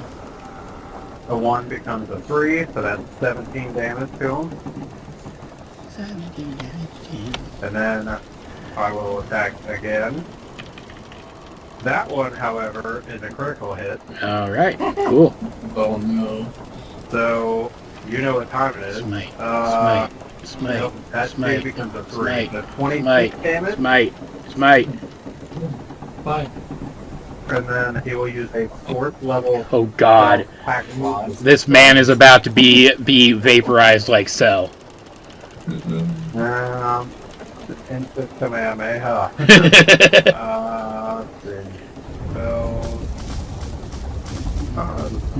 4th level here. Divine Smite. Crit damage.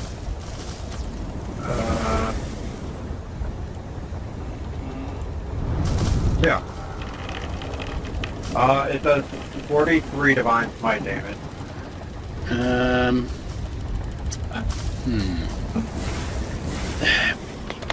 Yeah, he's hanging on, but like not well. But not well.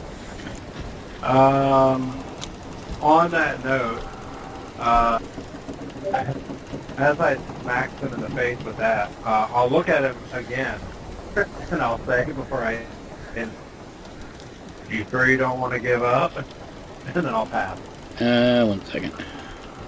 Before he responds to that, he's gonna put his sword and his gun away, and he looks kind of all defeated. But then he's going to grin at you and he's going Oh, to goody. dash away this way. Do you let him go? Well, we all have to answer, don't we? Yes, you do. Nick, why don't you go first? You want to let him go? I have an idea. Well, you know what? Do I want to? I mean, you could also, instead of trying to cut him down, you could do a opportunity grapple or something too. Well, I was kind of going to do that. It would kind of be something. Well, because I forget, how's the grapple work again? Instead of an attack, you replace it with, how does it work exactly? Grapple. Yeah, it's Must succeed on its strength or dex saving throw, or it is a grappled condition. The DC for the saving throw takes 8. My strength is low though, but I had another idea. Okay, do your other idea then. I am going to. Trying to save that. Zack is going to, as he is moving away. Yeah. I'll do a reactive spell with Warcaster. Ooh, cool. And Zack will extend his left hand at him as he was trying to run away, and a spectral stain will shoot out of it and try to wrap him up. Interesting. So he has to make a strength saving throw, otherwise he is grappled and he is pulled towards Zack and then he can't move. Okay. DC 22. So he needs to roll a 16. That was so close to being an 18. But he is grappled. So I will grapple him. It also prevents him. Technically, he takes 2d6 force damage when it does it. So technically, he takes 8 force damage now. He's pulled up to 30 feet towards me, and he's bound by the chain. Okay. While bound, he is tethered, can't move, or teleport to a space more than 30 feet from me. That's fucking cool. And I have advantage on attacks against him if I want. Alright, So, he's not looking good. In case you couldn't guess. what? What would you like to do with him? You have, I will say, about a round before anything else happens. Well, let's say you have the equivalent of a couple rounds before anything else happens to decide what you want to do with this guy. You think it's around 6 seconds? Yeah. I guess we'll just start it off with, why did you attack us? He says, you should let me go. Why? Because of them. And he looks over his shoulder, and you see from the further ship, the second one, kind of heading from that ship, passing by the nearer ship, are 3 more figures on wind skiffs. And these 3 figures do not look like they're just generic pirates. Who are they? I'll turn back, so I kind of tighten the chain a little bit. He says, they're the reason why you're not going to get away with killing so many of us.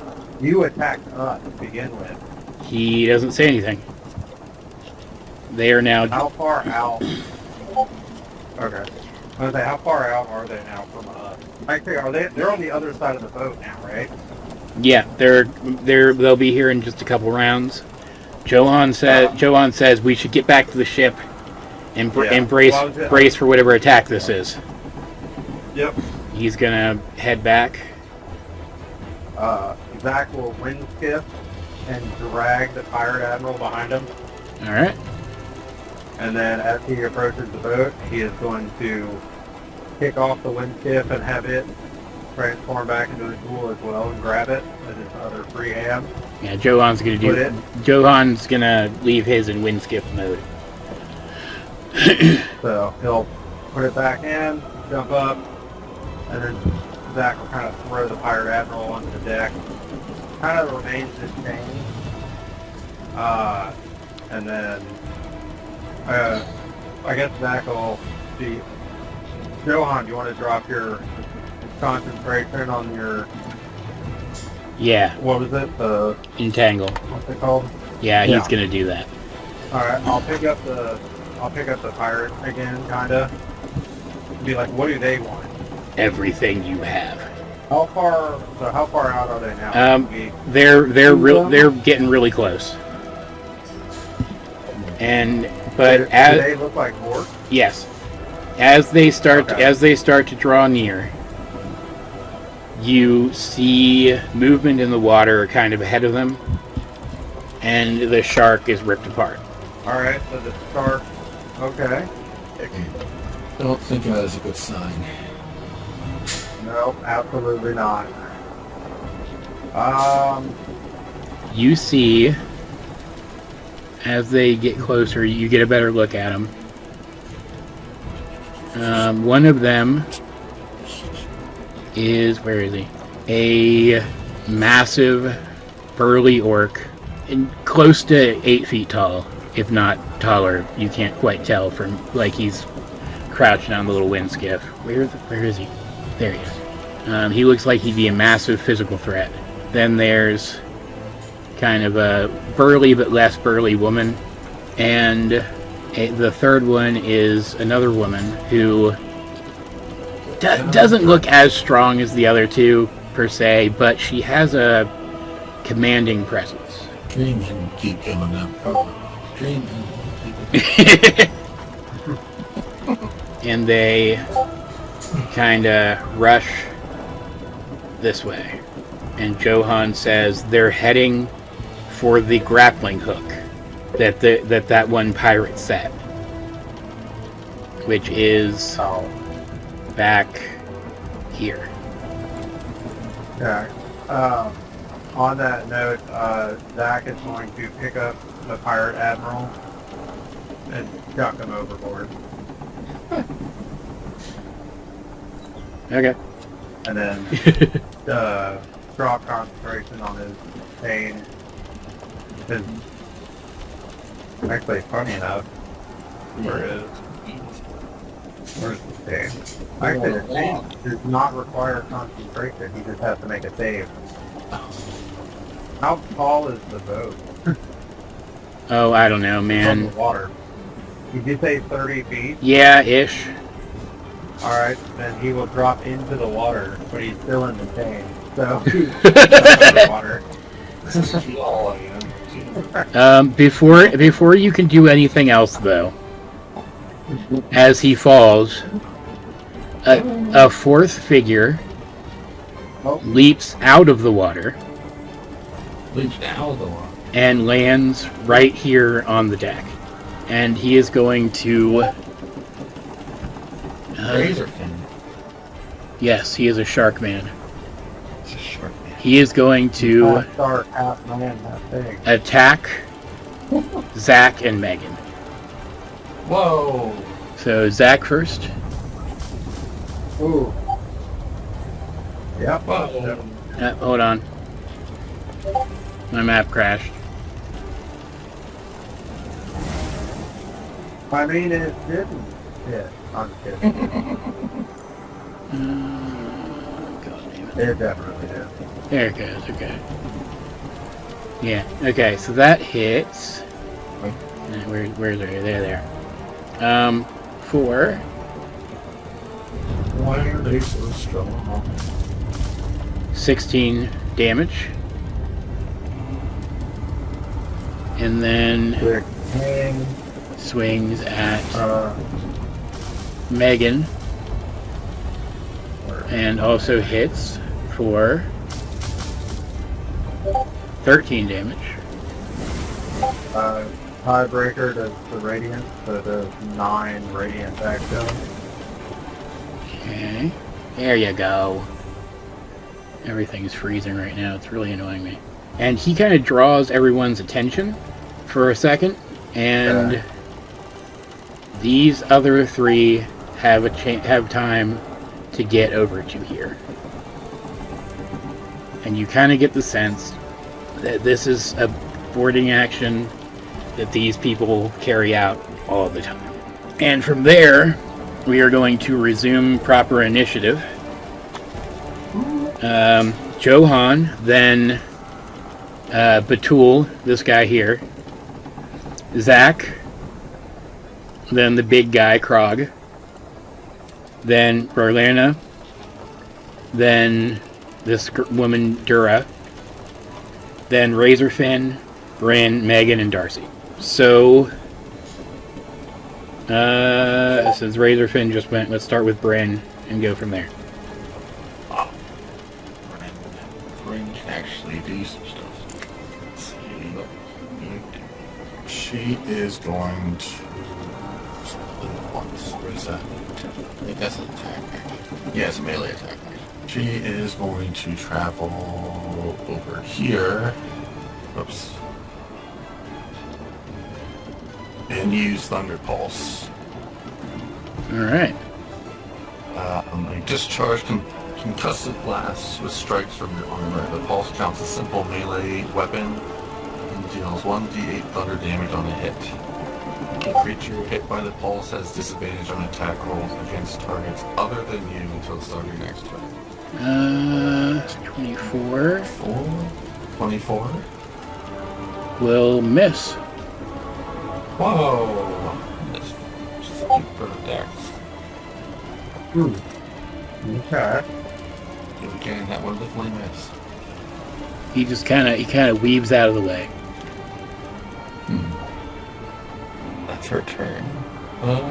Actually, she is going to use defensive. Oh, no, she cannot do that because she's not bloody yet. Elementary.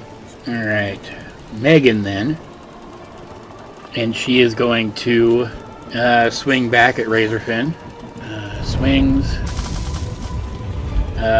Swings low and misses. Then she's going to swing again. God, Megan. It's like how you used to fight. Jesus Christ.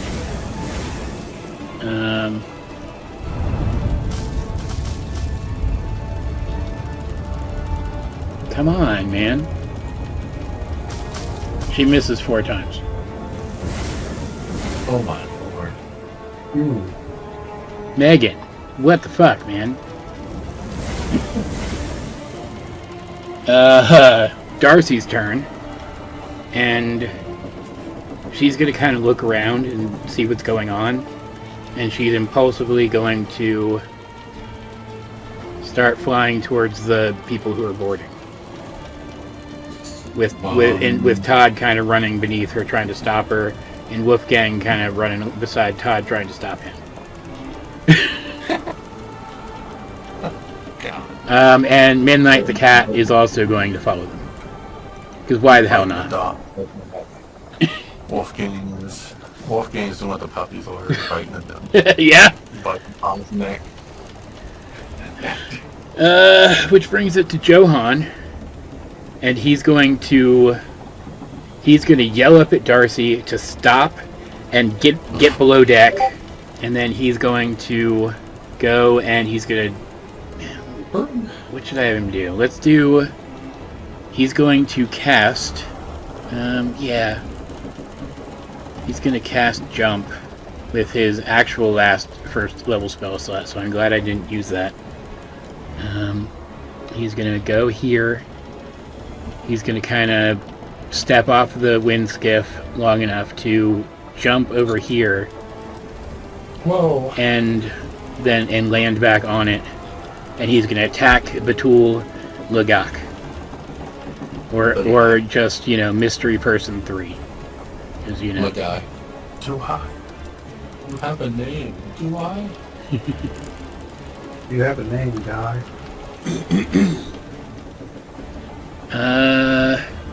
You might be able to hit this one. Maybe. Oh yeah, okay, cool. 23 hits for 11 damage. And then he will attack again with his other weapon with advantage. And hit for Will you roll, please? Thank you. For 14 damage. She doesn't seem to have really felt it. And now it is her turn. So she will attack back. And she draws a massive halberd off of her back and swings with it. And misses Johan. Ooh. Which brings it to Zack's turn. Zack. Alright, so Zack is going to he is going to move right there, and then he is going to just attack Razorfist. Okay. 30. That hits. That one becomes 3, so 16 damage. And on that sense, I will attempt to push him 10 feet back off of the boat for now. Alright. How does that work exactly? It is the first time you hit a large or smaller creature on your turn with a melee attack roll, you choose user or to move or defeat to an unoccupied space you choose. So I intended to just push him kind of off the boat for now, just to kind of, I mean, he's going to jump right back up, you know, but at least it kind of pushes him off for a second. Alright. So that's 5, 10, 15, 20, 25, 30, 35, 40. And then I'll pass.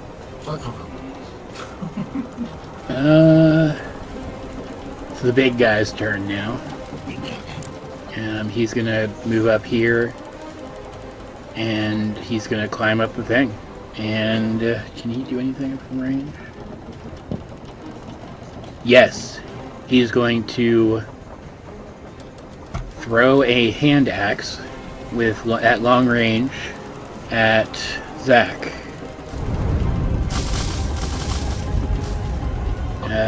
24 to hit. Hit.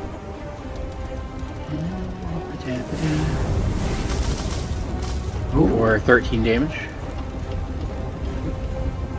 And then he draws another one from his belt and attacks again. A 27 to hit. Yep. For 10 damage. And then that's his turn. So it goes to Verlerna. I want to do 10, 15. Can she see him in the water? I didn't know she could get any kind of... No, she can't. Pressure. And I roll perception to try to find him. Sure.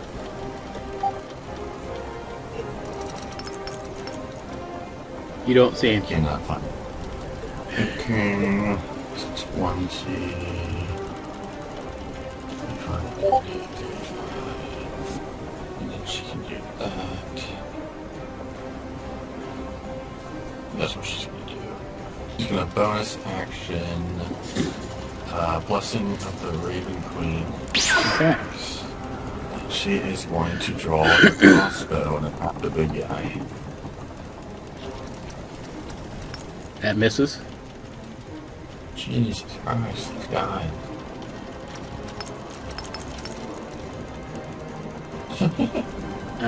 It just misses. It's fine. Yeah. The first time he like deflects it off of another hand axe, but the second time he just leans out of the way. That's it there.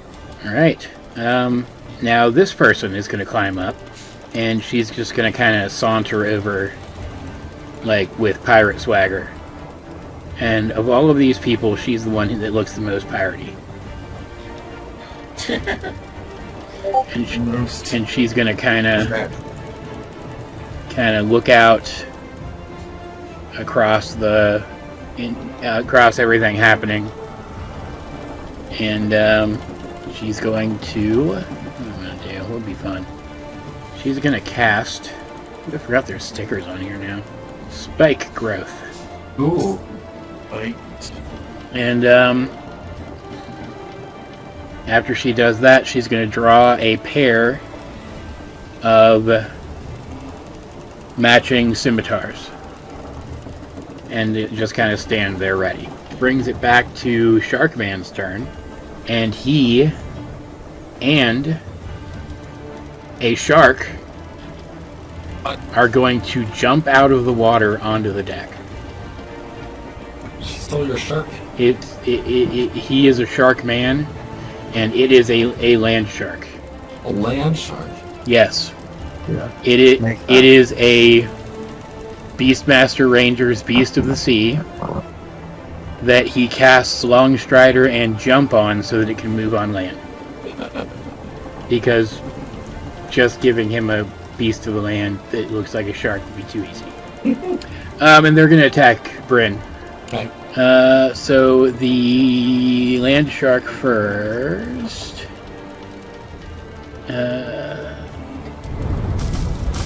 19 to hit. And then Razorfin himself is going to attack her twice. That is a 21. So 15 damage.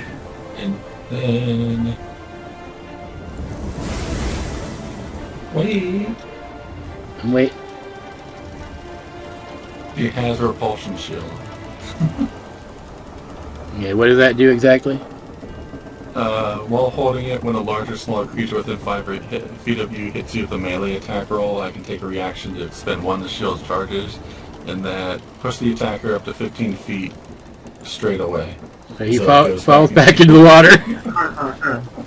Oh my god. Alright. He will... he'll stay under, Yeah. and once again you can't really see where he is under the water, but his sharky is still up there. Plus 19. What is this man?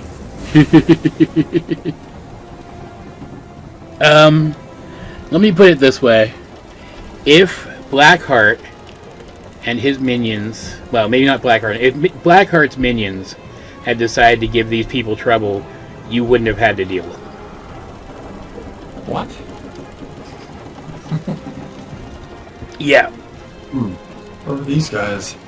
Brynn's turn What again. are these guys when it was causing ruckus? Jeez. They were pirating. They were being pirates. Yeah, Brynn's turn.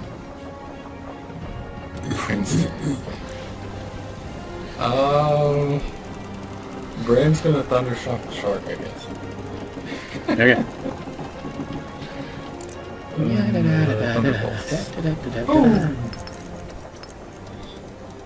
18. Miss? They miss? Yes.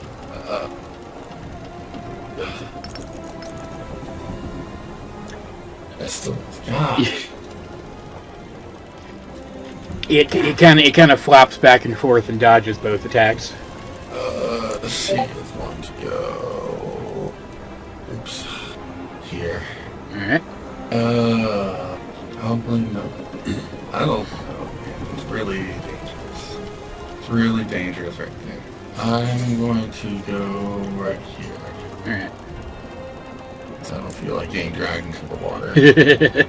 Alright, Megan's turn. Yes. Megan, do something this turn, please. She's gonna swing an axe. No, she is going to click a button on her axe, and it's going to turn into a flame-tongue longsword. What? And then she's going to attack with it. And hit the shark for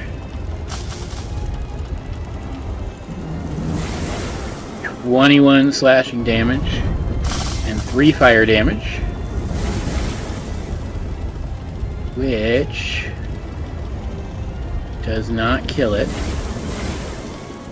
but it does fuck it up pretty good. And she's gonna swing again. Come on, there you go. And miss. And she's gonna swing her whirling scimitar and hit. 17. And then it's gonna swing again for 15. Okay. Is it dead yet? Not quite. It is bloody though. Woo! Megan's just over here bullying a regular animal. You get him. And then she's going to risk the opportunity attack and move here. Because, I mean, her daughter's over there, you know. Ooh, it actually hits her. It takes a bite out of her as she's running by. Does...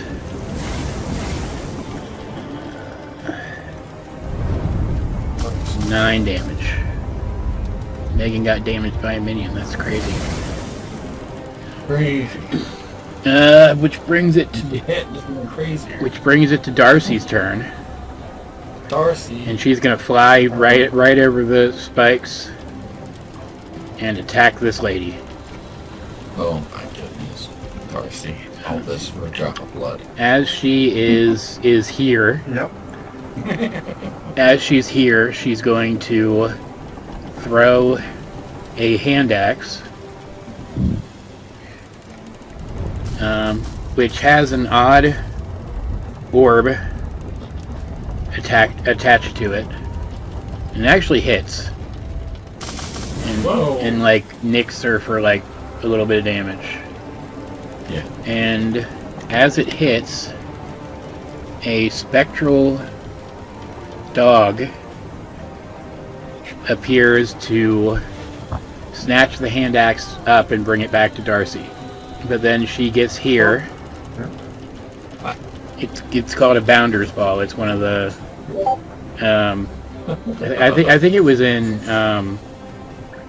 Griffin's saddlebag.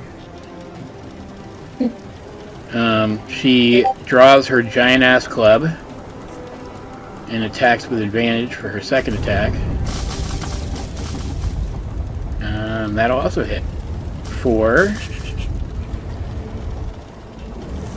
What level is Darcy at? a little bit below ours. I don't remember exactly. For... Good turning. 13 damage. Not bad. Not bad, kid. And you can see Pirate Lady's kind of impressed. There's this little kid who's actually messing her up. Let's see. Did she lose concentration? Distracted. No, she's fine.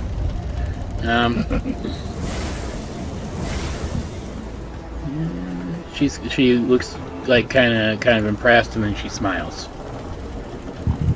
Brings it back around to Johan's turn though, and he's hearing what's going on up there, but he's got this one chick right here holding his attention. So he is going to attack her. Ooh, and actually hit her. 10. And then with his other sword. Okay, cool. Not bad, Johan. She doesn't really seem to notice, though. Yeah, that's fine. Okay. Yeah. And he'll have Todd, even though he'd have to run through the spikes to do it. Dash up by Darcy. Difficult terrain. Yeah, it would be. So he'd get there.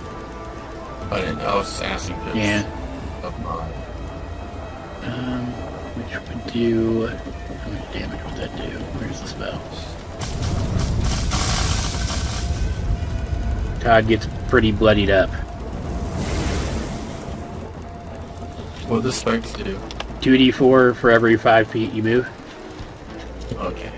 So Todd looks like messed up real bad. Like Johan's being reckless right now. It brings it back around to this person's turn. She's going to swing at Johan. Johan. Yeah. Hit him for less damage than she could have.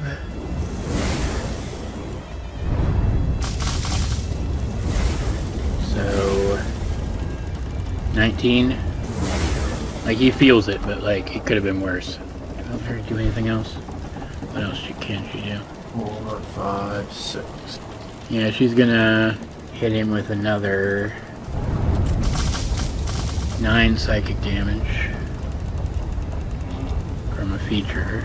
And then as a bonus action, she's going to cast a spiritual weapon. I'm just gonna use this for the grappling hook. And attack him for another 13 damage. So, he's losing that fight. We're all losing this fight. Which brings it to Zack's turn. You have a choice, Zack. You can run through the spikes, or you can go around the spikes. I would make you. Go under it. I would make you bypass those boats, which would be like an athletics check if you went around it. Or option. Or you gotta love option 3. I will grip tiebreaker. Zack will slowly, or he'll tightly grip tiebreaker with both hands and then vanish like the wind. As he does steel wind strike. Nice. Yes. He's gonna go in reverse order, 3, 2, and then 1, because he can hit 3 first. Yep. He can't technically reach 2 until he hits 3. So, on that note, he is going to then go. So he'll go there first, All right. and then attack. Do it. Ooh, 23. Miss. Not, Oh, yeah. He said miss, I thought, didn't he? No, that hit. That does He hit. said miss. That does hit. That hit. Okay. That hits by 1. Okay. The other one Okay. had that godly freaking. 36 force damage to number 3. Then you're gonna teleport here. Ooh, 33 to hit. I got a 19.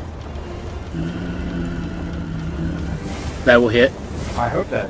I'm gonna say I hope that hits, because if not, I need a crit.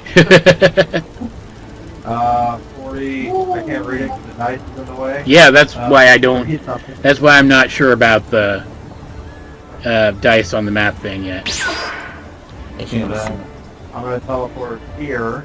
And Okay. then, yeah, with I assume advantage. I don't want to assume it and then not. Yeah, Is sure, advantage? sure. Why not? All right. That was only a 25. That will still hit. Oh, sweet. Okay. That one will take 29 force damage. Okay. On save. She will cast Cast a spell. Spiny Shield, Oh. dealing back 18 piercing damage. When I take the 18 piercing damage, I extend. Is it? Well, hold on. Let me read the words on it. It might not actually. No, never mind. It's when I get hit with the melee. Never mind. All right, so yeah, I just take the hit. It's the spikes. Or the spikes, not concentration. They are. Oh. Oh, and she loses it. Yeah. I gotta use the other deal one. Dude, I've used it once. What's kind of cool is that with the new Hexblade, its fifth level spells are Steel Wind Strike. So it's funny that it worked out that I picked Steel Wind Strike forever ago, because now once he gets to use fifth level spells, he can kind of use Steel Wind more often. That's cool. So I was like, oh, it's fun. So on that note, I will use a bonus action. Is it 30 feet? How's Johan, Todd, and Darcy looking on health? Todd has I know Johan. 3 HP. Okay. Johan Okay, 22. has 95 HP. Alright, so he's still okay. Overall. Darcy's fine. She hasn't been hit yet. Okay. Alright, well, why not? I mean, I have it, so I'll use Blessed. I think, if I remember right, I think this is, pretty sure this is one of his, class abilities, or his, subclass. I'll find later. So, bonus action, I speak gentle, yet courageous words that encourage my allies and heal them. I can select up to 12 allies to displace my charisma mod. And have to be within 30 feet, and then everybody regains 10 health. So anybody that's within 30, and I can only use it once per short rest. So anybody that's within 30 feet, which I think only hits Todd and Johan. His Darcy's not hit yet, so. Yeah, I mean, still, it's appreciated. And then, so, yep, alright. That ends my turn. Alright. It's over. It's this big guy's turn. And he is going to step here. Oh no, not the dog. And pull out he's got a ton of giant weapons on his back. He's got a great axe, a great sword, and he's got a maul. And he pulls the maul off his back, and he swings 30 to hit, and does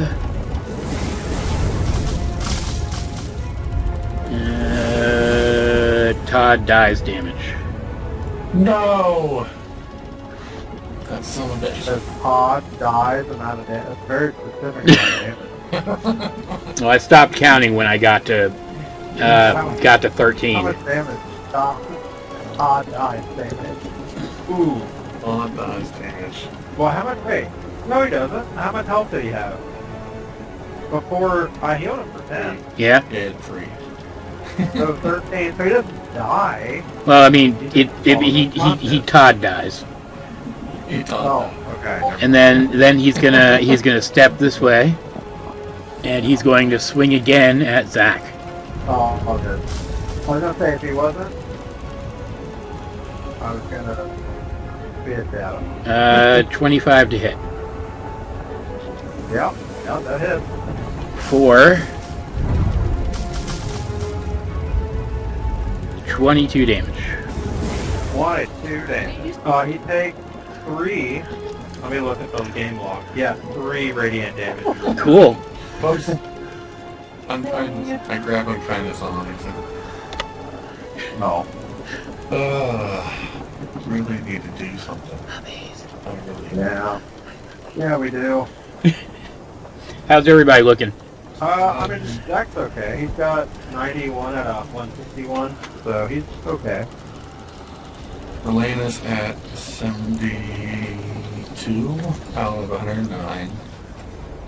And Brynn's at 93 out of 108. Yeah.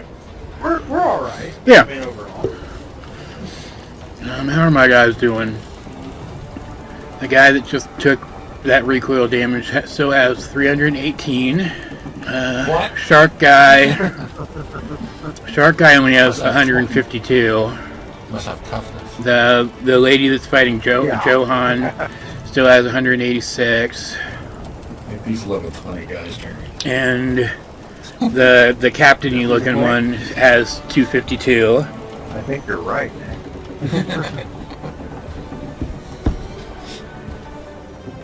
Your regular roll. It's Verlarin's turn. Yeah, I've been thinking on what I should be doing. Verlaina is going to go 5, 10, 15, and she's going to take out her crossbow. She's going to take pot shots at the big guy. Shots at the big guy. Alright. Phew. That misses. Okay. And that 28. hits. No, that one hit. 10 points. Yeah. There we go. 10 points for Gryffindor. Only 300, 200, and only 29 more times to do that. So. We don't talk about that. 1, 2, 3, 4, 5. She's going to move back. Let's see, 5. That's 25, 30, 35. Poor Han Solo, never tell me the odds. Yeah. She's going to move back to Brynn. Because she does not trust Brynn with a shark man. Yeah, I wouldn't. What? How hard these guys are to attack, she feels like they are strong enough that Brynn needs backup. I would agree with her. Her passive perception and insight are both 24, so she's really smart about it. I mean, I don't really need passive insight to know that Brynn needs another person fighting these guys. Brynn isn't as noticeable for this. Alright, that's all she can do right now. Alright, it's question mark number 1's turn. Who? Oh, question mark number 1. Yeah. I'm the captain now. She kind of The glances. biggest question is, are we supposed to beat these guys? She kind That's of. the question. I feel like this is a fight to where he's just He calls just shows, he just shows how powerful they are. She kind of glances from Zack, then back to Darcy. She says, "You have spirit, kid, but you're no threat to me." Uh-oh. And she looks back to Zack again. You still winged. Tuck a sword in her butt. Yeah, I did. and I did. no, I didn't want to do that. Trying to draw the big guy away. That pot shot. Megan, sicken. Choices. That's what happened with high-level characters. So many choices. She is going to expend a use of her wild shape, and as she stands there, the wind around her starts to move, and then it starts to become heavy with vapor until she is surrounded by a little miniature hurricane. Zack and Darcy make Constitution saving throws. Remember, Darcy gets... I got a 22. Darcy gets a +6 on her saving throw. Because he's near back. Okay. That's good for them. They feel very cold though, and John, the shark is slashing damage, correct? which shark? Shark man, or shark? Or razorfin. Razorfin. Razorfin? He's just doing bludgeoning damage. Oh, bludgeoning damage. Yeah. Okay. Yeah, he's just punching you with his shark fists. The bludgeoning. Okay. I have heavy armor master. I forgot I took it just before we started. Ooh, nice. So it reduces it by 5 to Brynn. So good thing I took it, Jeremy. All right, now next, question mark number 1 is going to take her 2 scimitars and toss them into the air above her head, where they start spinning in place, The hurricane, Jesus. and they will create a little miniature tornado. Hurricane and a tornado? Yep. Oh my god. What is this ability? And Still windstorm. Zack, will it hit both of them? Yeah, it'll hit Zack and Darcy again. Make strength saving throws this time. Ooh, not as good. Thankfully, I crit rolled it though. So. All right, you managed to withstand it above beyond all reason. Somehow. God, so stupid. Even the guy who gave that line is like a joke. But he was being sarcastic. Yeah, okay. So, both of you save, but you still take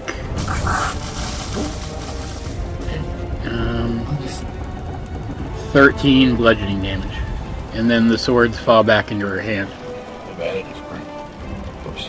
Brings it to Razorfin's turn. Hey! And he is going to jump back out of the water. Brynn's gonna say, did you enjoy your swim? He just kind of snarls at her. He triggers this trap as he plays on that flank. It knocks him back in the water. Runs up and attacks Brynn again. Yeah. 27 for...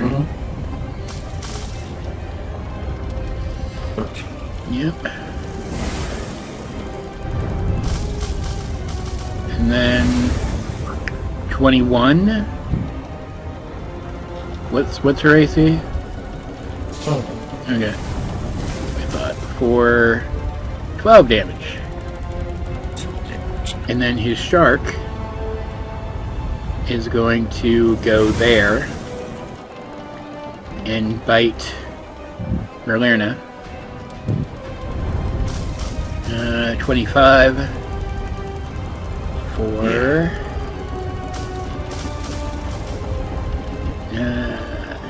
11 damage. The little shark, yeah. But then Razorfin is going to action surge. What? And he is going to attack Brynn 2 more times. 21 Oh, dang it. for 18, and he's going to attack cruelly to do another. Is this the second attack? This is still the first attack. Oh, okay. So 23 damage, and then he'll attack again. Oh, she's gonna activate her shield again. Okay. Cool.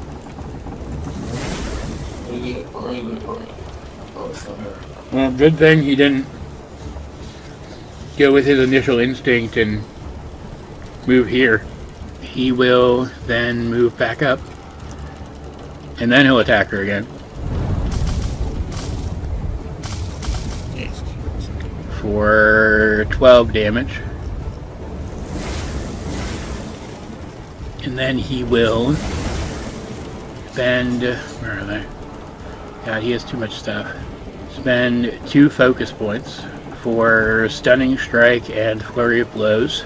Con 19. For con save, correct? Yeah.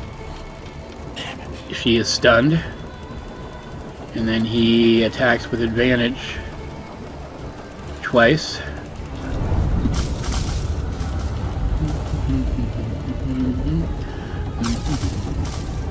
$11 and 18. Like, how dare you throw me in the water where I live? It's Brynn's turn, though. Can't do anything. Oh yeah, right, she's stunned. Oops. Megan's turn then. And she's gonna kind of be like, ah, shit. And turn back. And she can't really get through because that whole area is blocked. So she'll come up here and swing at the shark.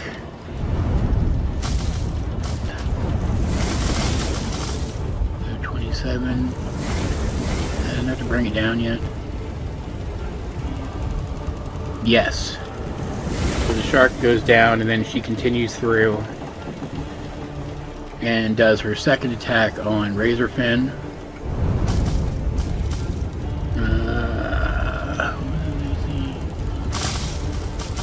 25, jeez. And he kind of felt that, I guess. And Whirly Sword. Misses. He'll get a reaction attack. Really, God, I have too many things open. I need to close some stuff. So he punches her for 18 damage. Jesus. But she'll just keep going. Whirly Sword attack again. Crit! Hey. For 25 damage. I guess that's her, like, magic number right now. Alright, Darcy's turn. She's, like, bracing herself against the little mini hurricane still, and she's, like, recovering from having to brace herself against that tornado. And she's just gonna swing wild. And you can see she kind of almost dips into something that looks almost like Megan's Rage as she swings twice with her big great club. 14 damage, not bad, Darcy. And then again, and that's just gonna miss. Okay. Bring it back around to Johan. And he's kind of glancing between this lady and the spiritual weapon. And he's going to make use of an ability from a feat. A while back, when I was kind of respecking some stuff, I gave him the Forest Sage feat from one of the partner content things instead of something that he had that let him dip into a couple of higher level wizard spells. So he is going to kind of mutter something in Druidic that will be his trigger phrase for contingency, causing himself to be wreathed in a casting of Conjure Minor Elementals without having to take any action. Oh. You see it takes the form of, like, when Crispy would come out and he's like a little phoenix, it's like smaller fiery bird shaped spirits kind of flittering around him in an aura.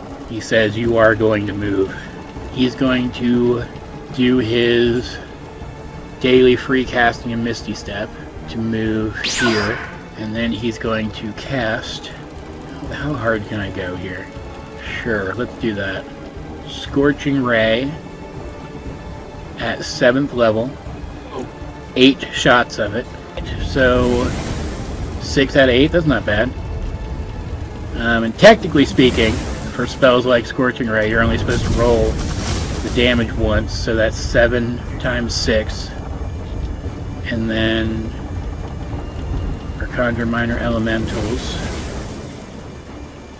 it adds, so would that be 42 plus 58? Not bad, that's pretty good damage. Yeah. She's bloody, and she loses concentration on her spiritual weapon. She could not, in fact, keep concentration on her spiritual weapon. I forget, because wasn't that like a use of spiritual weapon wasn't even concentration? Yeah. Didn't that look like a I feel like that was so, I don't think broken almost, because how do you get rid of it? Right. Well, that now the War Cleric can still cast it a certain number of times per day without concentration. But it's a little more fair now. Oh, they're trying to kill each other over a toy now. Oh. They're going to be really, really fun horse-sized dogs. Let's see, did Johan do enough on his turn? Yeah, probably. So now, Dying Lady is going to try to get her revenge. She's going to cast Spiritual Weapon again. I should have deleted that thing. Oh, dang it. And attack with it. Yeah, it's gonna hit. Cool. For 13 damage. Johan did manage to kind of even up the odds a little bit, though. He keeps concentration on his kill everything spell though, so that's good. And she's gonna move here and attack him. Okay. He'll use his free casting of shield to block that. And that's literally all the shields he has now. Which brings it to Zack. Zack will... Another big dude's got way more health, if I remember right. That's out of character knowledge. Yeah. I mean, you can look at him, he's like... You can tell he's a juggernaut kind of character. Yeah. I'm just gonna attack one with... Do I have advantage for the flanking or not because he's like a tornado girl right now? Yeah, you'll still have advantage, that's fine. Alright. 26 to hit. Yeah, that's fine. 19 damage. Alright, she will cast Oh. Spiny Shield again Okay. for 15 piercing damage. Okay. I will attack again. 32 to hit. Yeah, I guess that hits. That does 16 damage. Okay. Not bad. Yeah. I really don't have much left to do, so I'll pass on that. Alright. That brings it to the big guy's turn. And he's gonna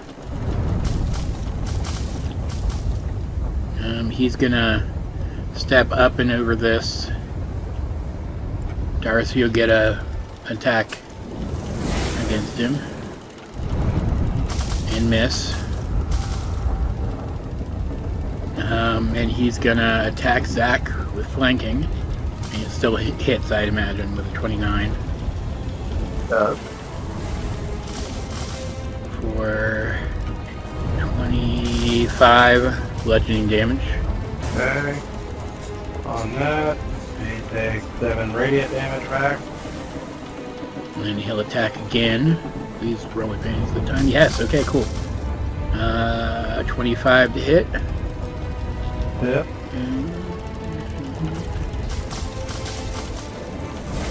14. 20 damage. Okay. 3 radiant damage back. You're whittling away at him. Literally. Yeah. Yeah. Alright. Can you do anything else? What are his bonus action options? This is too many people. I need to stop making this many people. It's a good thing I only have 6 of them for the next part of the campaign. He'll action surge. Oh my lord. And remember, these guys are all orcs. So if you do... That's why he's putting that one guy's up. And all action surge. Yeah. And remember, these are all orcs, so if you do manage to knock them down, they don't stay down. Just FYI, in case you guys want to run away screaming. No, miss. 25 field. Okay, cool. And the next one does a 29 hit. Yep. 15 plus 6, so 21. And... Ooh, 2 radiant. Wow! That man, he felt that one. How's Zack looking right now? 10 HP. Oh, good. Oh, I forgot. Wolfgang's gonna run up here, back around. Like last time Darcy did something, I just forgot. He couldn't make it to us anyway, so. Orkanian. It's Ray's turn. Just a dawn. Ugh. Well, she's super perturbed by Yeah. this man. Yeah, I can imagine. That guy is hassling Brynn and Megan right now, so like, he's a big deal. And he's the weakest of these four, by the way. Yeah. Well, he's definitely getting plugged with the hunter's mark. And then she's gonna just go ham on it. All right. With the moon signals. Get it, girl.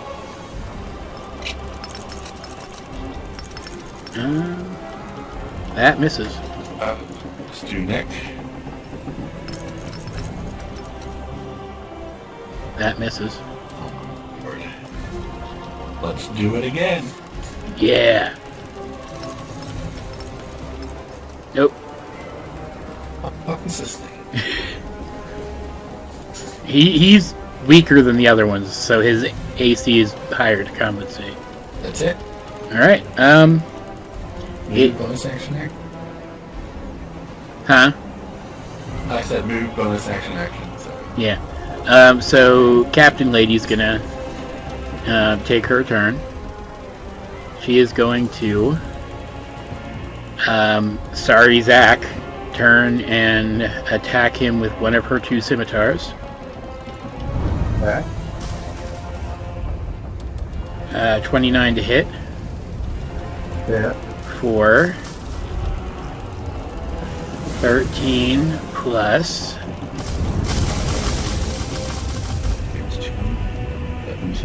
17. So 26 damage. Yeah. He will take one radiant back Yeah. as he falls. And then she will turn to Darcy and say, "Scram, kid. I don't beat up children unless I have no other choice." Which brings it around to Razorfin's turn. And he is going to use his favorite enemy to cast Hunter's Mark on Rolerna. What the heck? Monk and hunter? And What? he's gonna attack her. 27 to hit. Yeah. For 18 plus, come on, 3. And he's going to attack her again. 23 for 13 plus 2.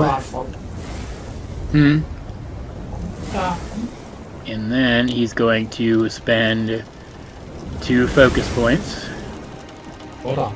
Okay. She'll use Superior Hunter's Defense as a reaction. When I take damage, I can take a reaction, give myself resistance to it, and any other damage of the same type until the end of the current turn. Nice. How much was that damage? 13. Well, the first one. The first one was 21, and the second one was 15. Is that custom roll at 3? Is that still bludgeoning?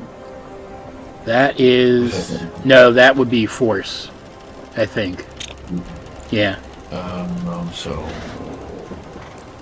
Plus 9, 6, and 2. That's a good feature. Yeah. She'll attempt to stunning strike Ray. 19 Constitution. Oh boy. She is terrible con. I need to roll. Yeah. Alright. And then he will turn and punch Megan. And miss. I mean, Nick, they're collectively 25 levels higher than us, so we're not... like, I know. And then... Her con's just terrible. And then punch Brynn. 28 to hit. For 13 bludgeoning. Oh no, hold on. Megan will use her interception thing to make that a disadvantage roll. He still hits anyway. Is she gonna bounce him back again? Well, she's stunned. I gotta go back to my turn to be able to... I think her armor could still do that if you wanted to. Like, knock the guy back. Oh, fun. Okay. Mm-hmm. It's Brynn's turn. Brynn's turn. She shakes off that stun. She is going to use a second level spell, which I doubt is going to work. But it'll be cool if it does. Yeah, it might. You don't know. She is going to call Unraveling Whisper. Choose within 30 feet, choose a creature you can see, and whisper a frightful phrase that only the target can hear. Must make a wisdom saving throw. I'm choosing Razorfin. Say that again. Sorry, you're cutting out a little bit. I'm choosing Razorfin. I'm using Unraveling Whispers for him to roll a wisdom saving throw. Okay. He's pretty bad at that, so we'll see. That is a 12. He fails. Mm-hmm. What it does is 2d6 psychic damage and has a frightened condition until the start of my next turn. And like success, in while frightened in this way, the creature has vulnerability to your choice of bludgeoning, piercing, or slashing damage. I am picking slashing damage. Okay. Good call, I think. Yeah. Unraveling Whisper. I'm gonna look that up real quick, because that's cool. It's a warlock spell. Sorry, what is that? It's Unraveling Whispers. It's a warlock spell. That's cool. Because she can't get silent yet. Then as a bonus action, matters, but it probably does. Brynn is going to activate Defensive Shield. While bloodied, I can take a bonus action to gain temp HP equal to my artificial level. So she's going to gain 10 temp HP. Nice. And that's her turn. Alright.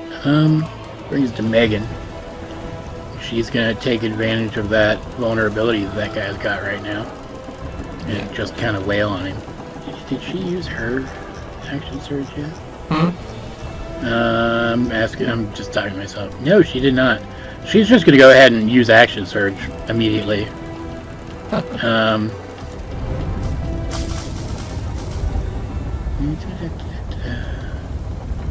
That does 112, 120 damage total to Razorfin. He's knocked out. Good tag team. Yeah, good tag team. And I mean, she didn't even use her action surge stuff yet, so I guess she's gonna like dash out here. Sure. No, she would go here. Yeah, she would go here. That brings it to Darcy's turn. And she's gonna kind of step back. Because, I mean, Zack just went down, and she didn't think that was possible. Maybe attack a child. No, the pirate lady just kind of lets it go. Okay. But her Wolfgang is gonna go here anyway. Which brings it to Johan. Would he have noticed what happened up there? Maybe. I guess Megan can kind of yell it as she runs. That Zack went down. So Johan's gonna... I can't really see him though, can I? But you know who can? Unkindness. I'm gonna work into Unkindness. And I'm going to cast... What level can I do this? It would make a difference. I'm just going ham today. Actually, let's just go. Unkindness goes over and lands on you. And you recover 47 hit points. 47? Yep. Whoa. That's a lot. Yes, it is. And then Unkindness just is kind of riding on your shoulder. And that's everything Johan can do this turn, unless... What bonus actions do I have that I can do? Yeah, he can't really do anything else. Alright. Which... Then, the lady he's fighting is going to attack him. She's kind of like, wait, why did you not do anything? And then attack him. Because she wouldn't have seen him do all that. The spiritual weapon hits. That sucks. For 11 damage. He's looking okay though. He's fine. Probably. And then she'll swing her halberd. And that also hits. God damn it, that sucks. For 21 damage. Cool. That's a little bit worse that now. He's bloodied. It's Zack's turn. My turn? Mm-hmm. Bet you didn't think you were going to get one of those. No, not particularly. I am going to immediately and without hesitation attack very vigorously at number 2 with tiebreaker. Yeah, bring it. I'm hoping for something particular I want to have him. Bring it. Bring it on. I have to hope to hit.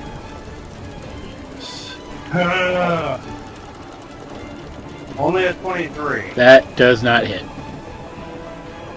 Heroic inspiration. How about a 32? Yeah, do it. Do it. Do it. Do it. Get it. It's a 17, and I shove him off because he's right there. How far does he go? 10 feet. He goes 10 feet. Just smash him in the water. And then I still have another attack, so I don't know if you want to do anything between that, or... Does number 1 have anything that I could do with that? No. She does not. Alright. Zack is then going to just turn around and then attack her. And I guess technically, would I get advantage there, or should I move like there? Wolfgang's giving you advantage. Okay, I have to move count. Alright, I'm gonna go for that. I'm gonna stack both D20s on top of each other somehow, and I'll get a 20. That hits. What? That does 20 damage. Alright, she uses her uncanny dodge to have that. Okay. I will then just move though. Okay. Move there. And then I will bonus action. Actually, that would probably have been more cool, wouldn't it? Nah. I won't do that. Alright. On that note, I will end my turn. Okay. Well, wait a minute. Is the grappling still on the boat? Come on. I can't. There you go. Pointing. Oh. Right there. Alright. Do I have a... Oh, that's kind of cool. I'll use a bonus action to use Arcane Vigor. Cool. And I roll 1 or 2 of my extended hit dice, unextended hit dice, and I regain a number of hit points equal to the total, plus my spellcasting mod. Yeah. So, I will cast it. That is... Where is that at? Oh, in short rest, yeah. So I'll restore 21 health. Not bad. Now, on that note, I will end. Okay. Oh, I'm actually going to move here. I'm going to try to get closer to the grappling hook. Okay. It makes it the big guy's turn. He's gonna pop out his wind skiff again and ride around here and begin climbing the grappling hook. Yeah, he would make that. So he's back up here, and he's For now. and he'll attack Zack, I guess. Yeah. Miss. and hit for 18 and so 21 damage. So you know, undoing what you just did. Alright, and then tiebreaker. Tiebreaker, please, for the love of God, roll higher than a 3. I can't. I just rolled a 3. Don't worry, the guy is in the perfect position to eat it off the boat. Next turn, so. That brings it to Rolanda's turn. She's shaking off the stun. That is right, she is doing that. Captain-y Chick's turn then. She is going to force Zack to make another Constitution saving throw. 18. 18? Yep. Alright. Ooh, I actually failed at that time. Alright, he takes... I only got a 2. Can't eat it into the ocean. He takes 6 cold damage What is? and I take gets 3 cold damage. I have- thrown into the water. Eat it into the ocean. Wait a minute. Wait a minute. What is she using on me? It's a class ability. Oh, it's a class ability. Yeah. Okay, eat me into the water. Go ahead. I shall Go into the water. I can breathe it first. Yeah. Alright, he gets yeeted into the water. And then- now I can rest. And then the big guy, using the reaction that he was saving, undoes the grappling hook and tosses it into the ocean. Nobody needs that. You're level 20. How do you need a grappling hook? You're a bear. I mean, Razorfin doesn't need one. He can just jump. Well, he's a shark.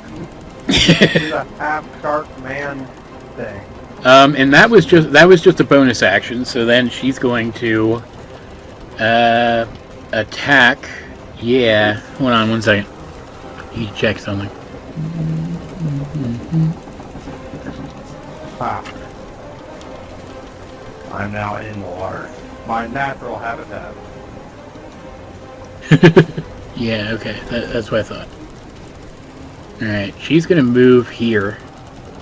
Means Wolfgang gets an attack. I am pretty sure he's not gonna hit though, because you know I believe in him. somebody has to. He misses by 1. I believed in him. And then she's going to attack Megan. Move right there. Oh my god, that's perfect. Thank you for doing Do. I was gonna do something else. I was like, oh, she moved. But now I was like, oh, she moved there.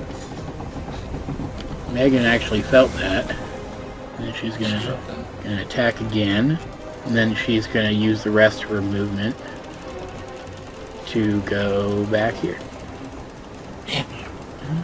That's fine. Got plan B. Yeah, that's her turn. So Razorfin is gonna twitch a little bit.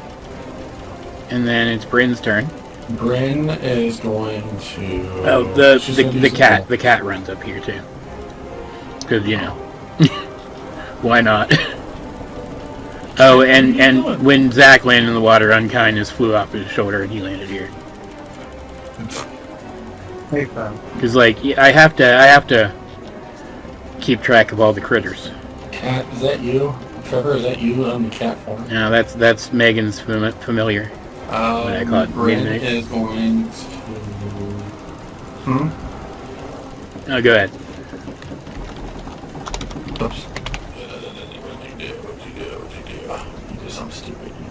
What can I do to really screw people up? Don't know what that is, and I don't know what she is. But I can do certain stuff. Let us go. 3rd level spell, Hunger of Hedor. Ooh, cool. Do it. She is going to cast it. Where's the button? Button. Who's got a button? right here. So it's going to move 20 feet this way. So it's going to capture these two. Ooh, cool. And what that does is... How big is it? Open a gate. 20-foot radius sphere of darkness appears centered on the point. So right here... It should... I'm trying to get it to where it only hits those two. Yeah. Yeah, right there. Alright, cool. And... unspeakable horrors, concentration on a minute. It is filled with strange whispers and slurping noises which can be heard up to 30 feet away. That's great. I love that. No light, magical or otherwise, can illuminate the area, and creatures fully within it will have the blinded condition. Fantastic. Any creature that starts its turn in the area takes 2d6 cold damage. Any creature that ends there must succeed on a dex saving throw or take 2d6 acid damage from otherworldly tentacles. Awesome. Yeah. That's her turn. As she moves up 2, 3, 4. She'll move up 4. And my turn. Puppy, stop trying to climb that. Guys, those guys, my puppies are so big. And they have such big ears. They're so cute. I love them. I think I ruined Megan's plan. But... What plan, Dad? Hit them a bunch? yeah. I mean, I wouldn't call that a plan, but it's fine. She doesn't mind. That is Brynn's turn. Alright. Megan's turn. She's gonna see that they're kind of occupied. She's gonna run over here and she's gonna grab Darcy and grapple her, technically speaking. And she's gonna carry her back this way, with Darcy like flailing the entire way. And Wolfgang's he kind of moves here between where he thinks those people still are and where Darcy is. It makes Darcy's turn. She's gonna kick Megan a bunch, but that's about it. Brings it to Johan. Let's see if he can actually put this one chick down. He still has his conjure overpowered bullshit going. I guess he can just melee attack. It's fine. Miss. Good for you, Johan. Hey, a crit! Oh my god. Okay. So that's gonna hurt.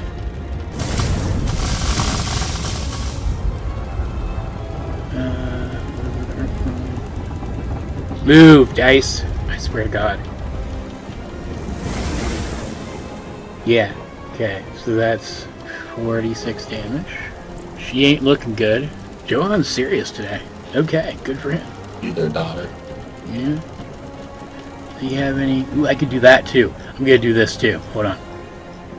He's going to use Fire Strike from one of his feats.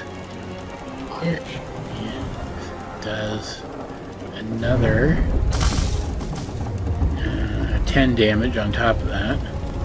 Can I stack anything else on there? Do I have anything? Ooh, yeah, he still has that chromatic infusion thing going. So another 6 damage. Damn. Is Johan powerful? You know, he crits. And a crit to crit. Crit. Crit to crit. Ooh, and he'll use his Metamagic Adept to cast Booming Blade as a bonus action. Doing 13,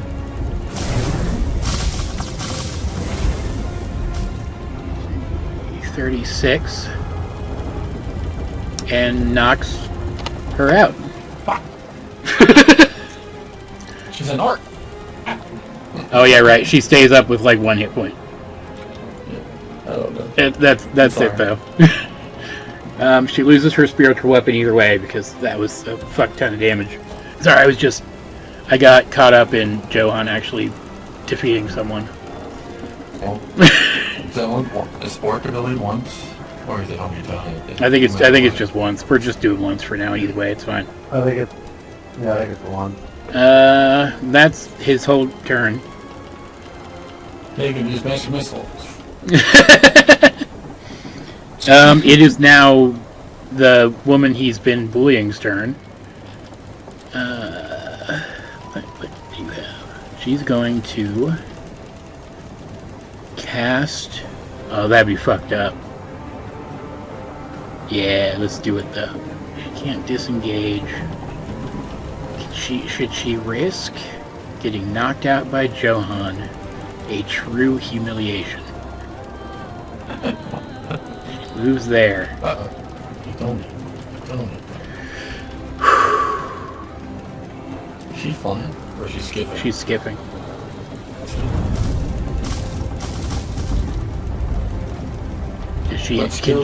Does she have anything that can stop that? Does she have anything that can stop that? Oh wait. She does. Oh no. Maybe. No. That wouldn't work. Yeah, he knocks her out. Yeah. She was gonna mass healing word everybody. Oh. At 9th level. Oh. Alright, so she's knocked out. She's floating in the water. Don't you dare. All those 3 points of damage, that would have been terrible. Zack, it's your turn. Aha! Out of curiosity, let's see how much she would have healed everybody. Roll it, and... She would have recovered everybody 22 hit points, would have gotten Razorfin back up, and basically restored the other 2, and gotten herself to where she wasn't 1 hit away from going down. Get out of here. But she did. Nope. Okay, well, as Zack is just chilling underway from everybody, he is going to use Lay on Hands and use his entirety of amount on himself. I love Lay on Hands, it's so good. So, he will hurt 5, thing, which is united. Rising tide, shall return of water. Not yet. Ah. You don't use an action healing handle to heal himself. Well, Hold on, I need to disconnect for a second. okay.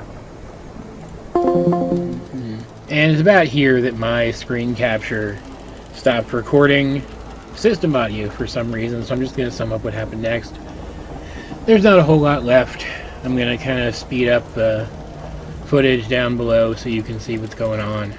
Despite still having a pretty severe advantage, Pirate Lady summons a flying sea spirit to lift her out of the zone that was preventing her from seeing what was going on around her, or hearing what was going on around her.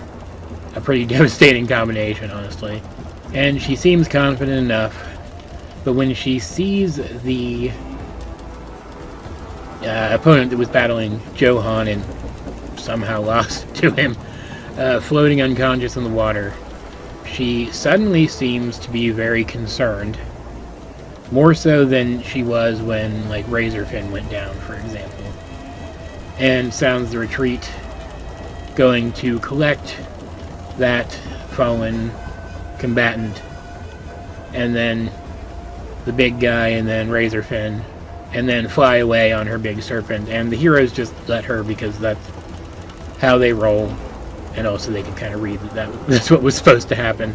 They're far enough out at this point from the shore also that they're able to get a short rest on the way, and they do continue towards the shore, towards their original destination, feeling like these people probably weren't agents of the king. They were probably those traditionalists they've heard about.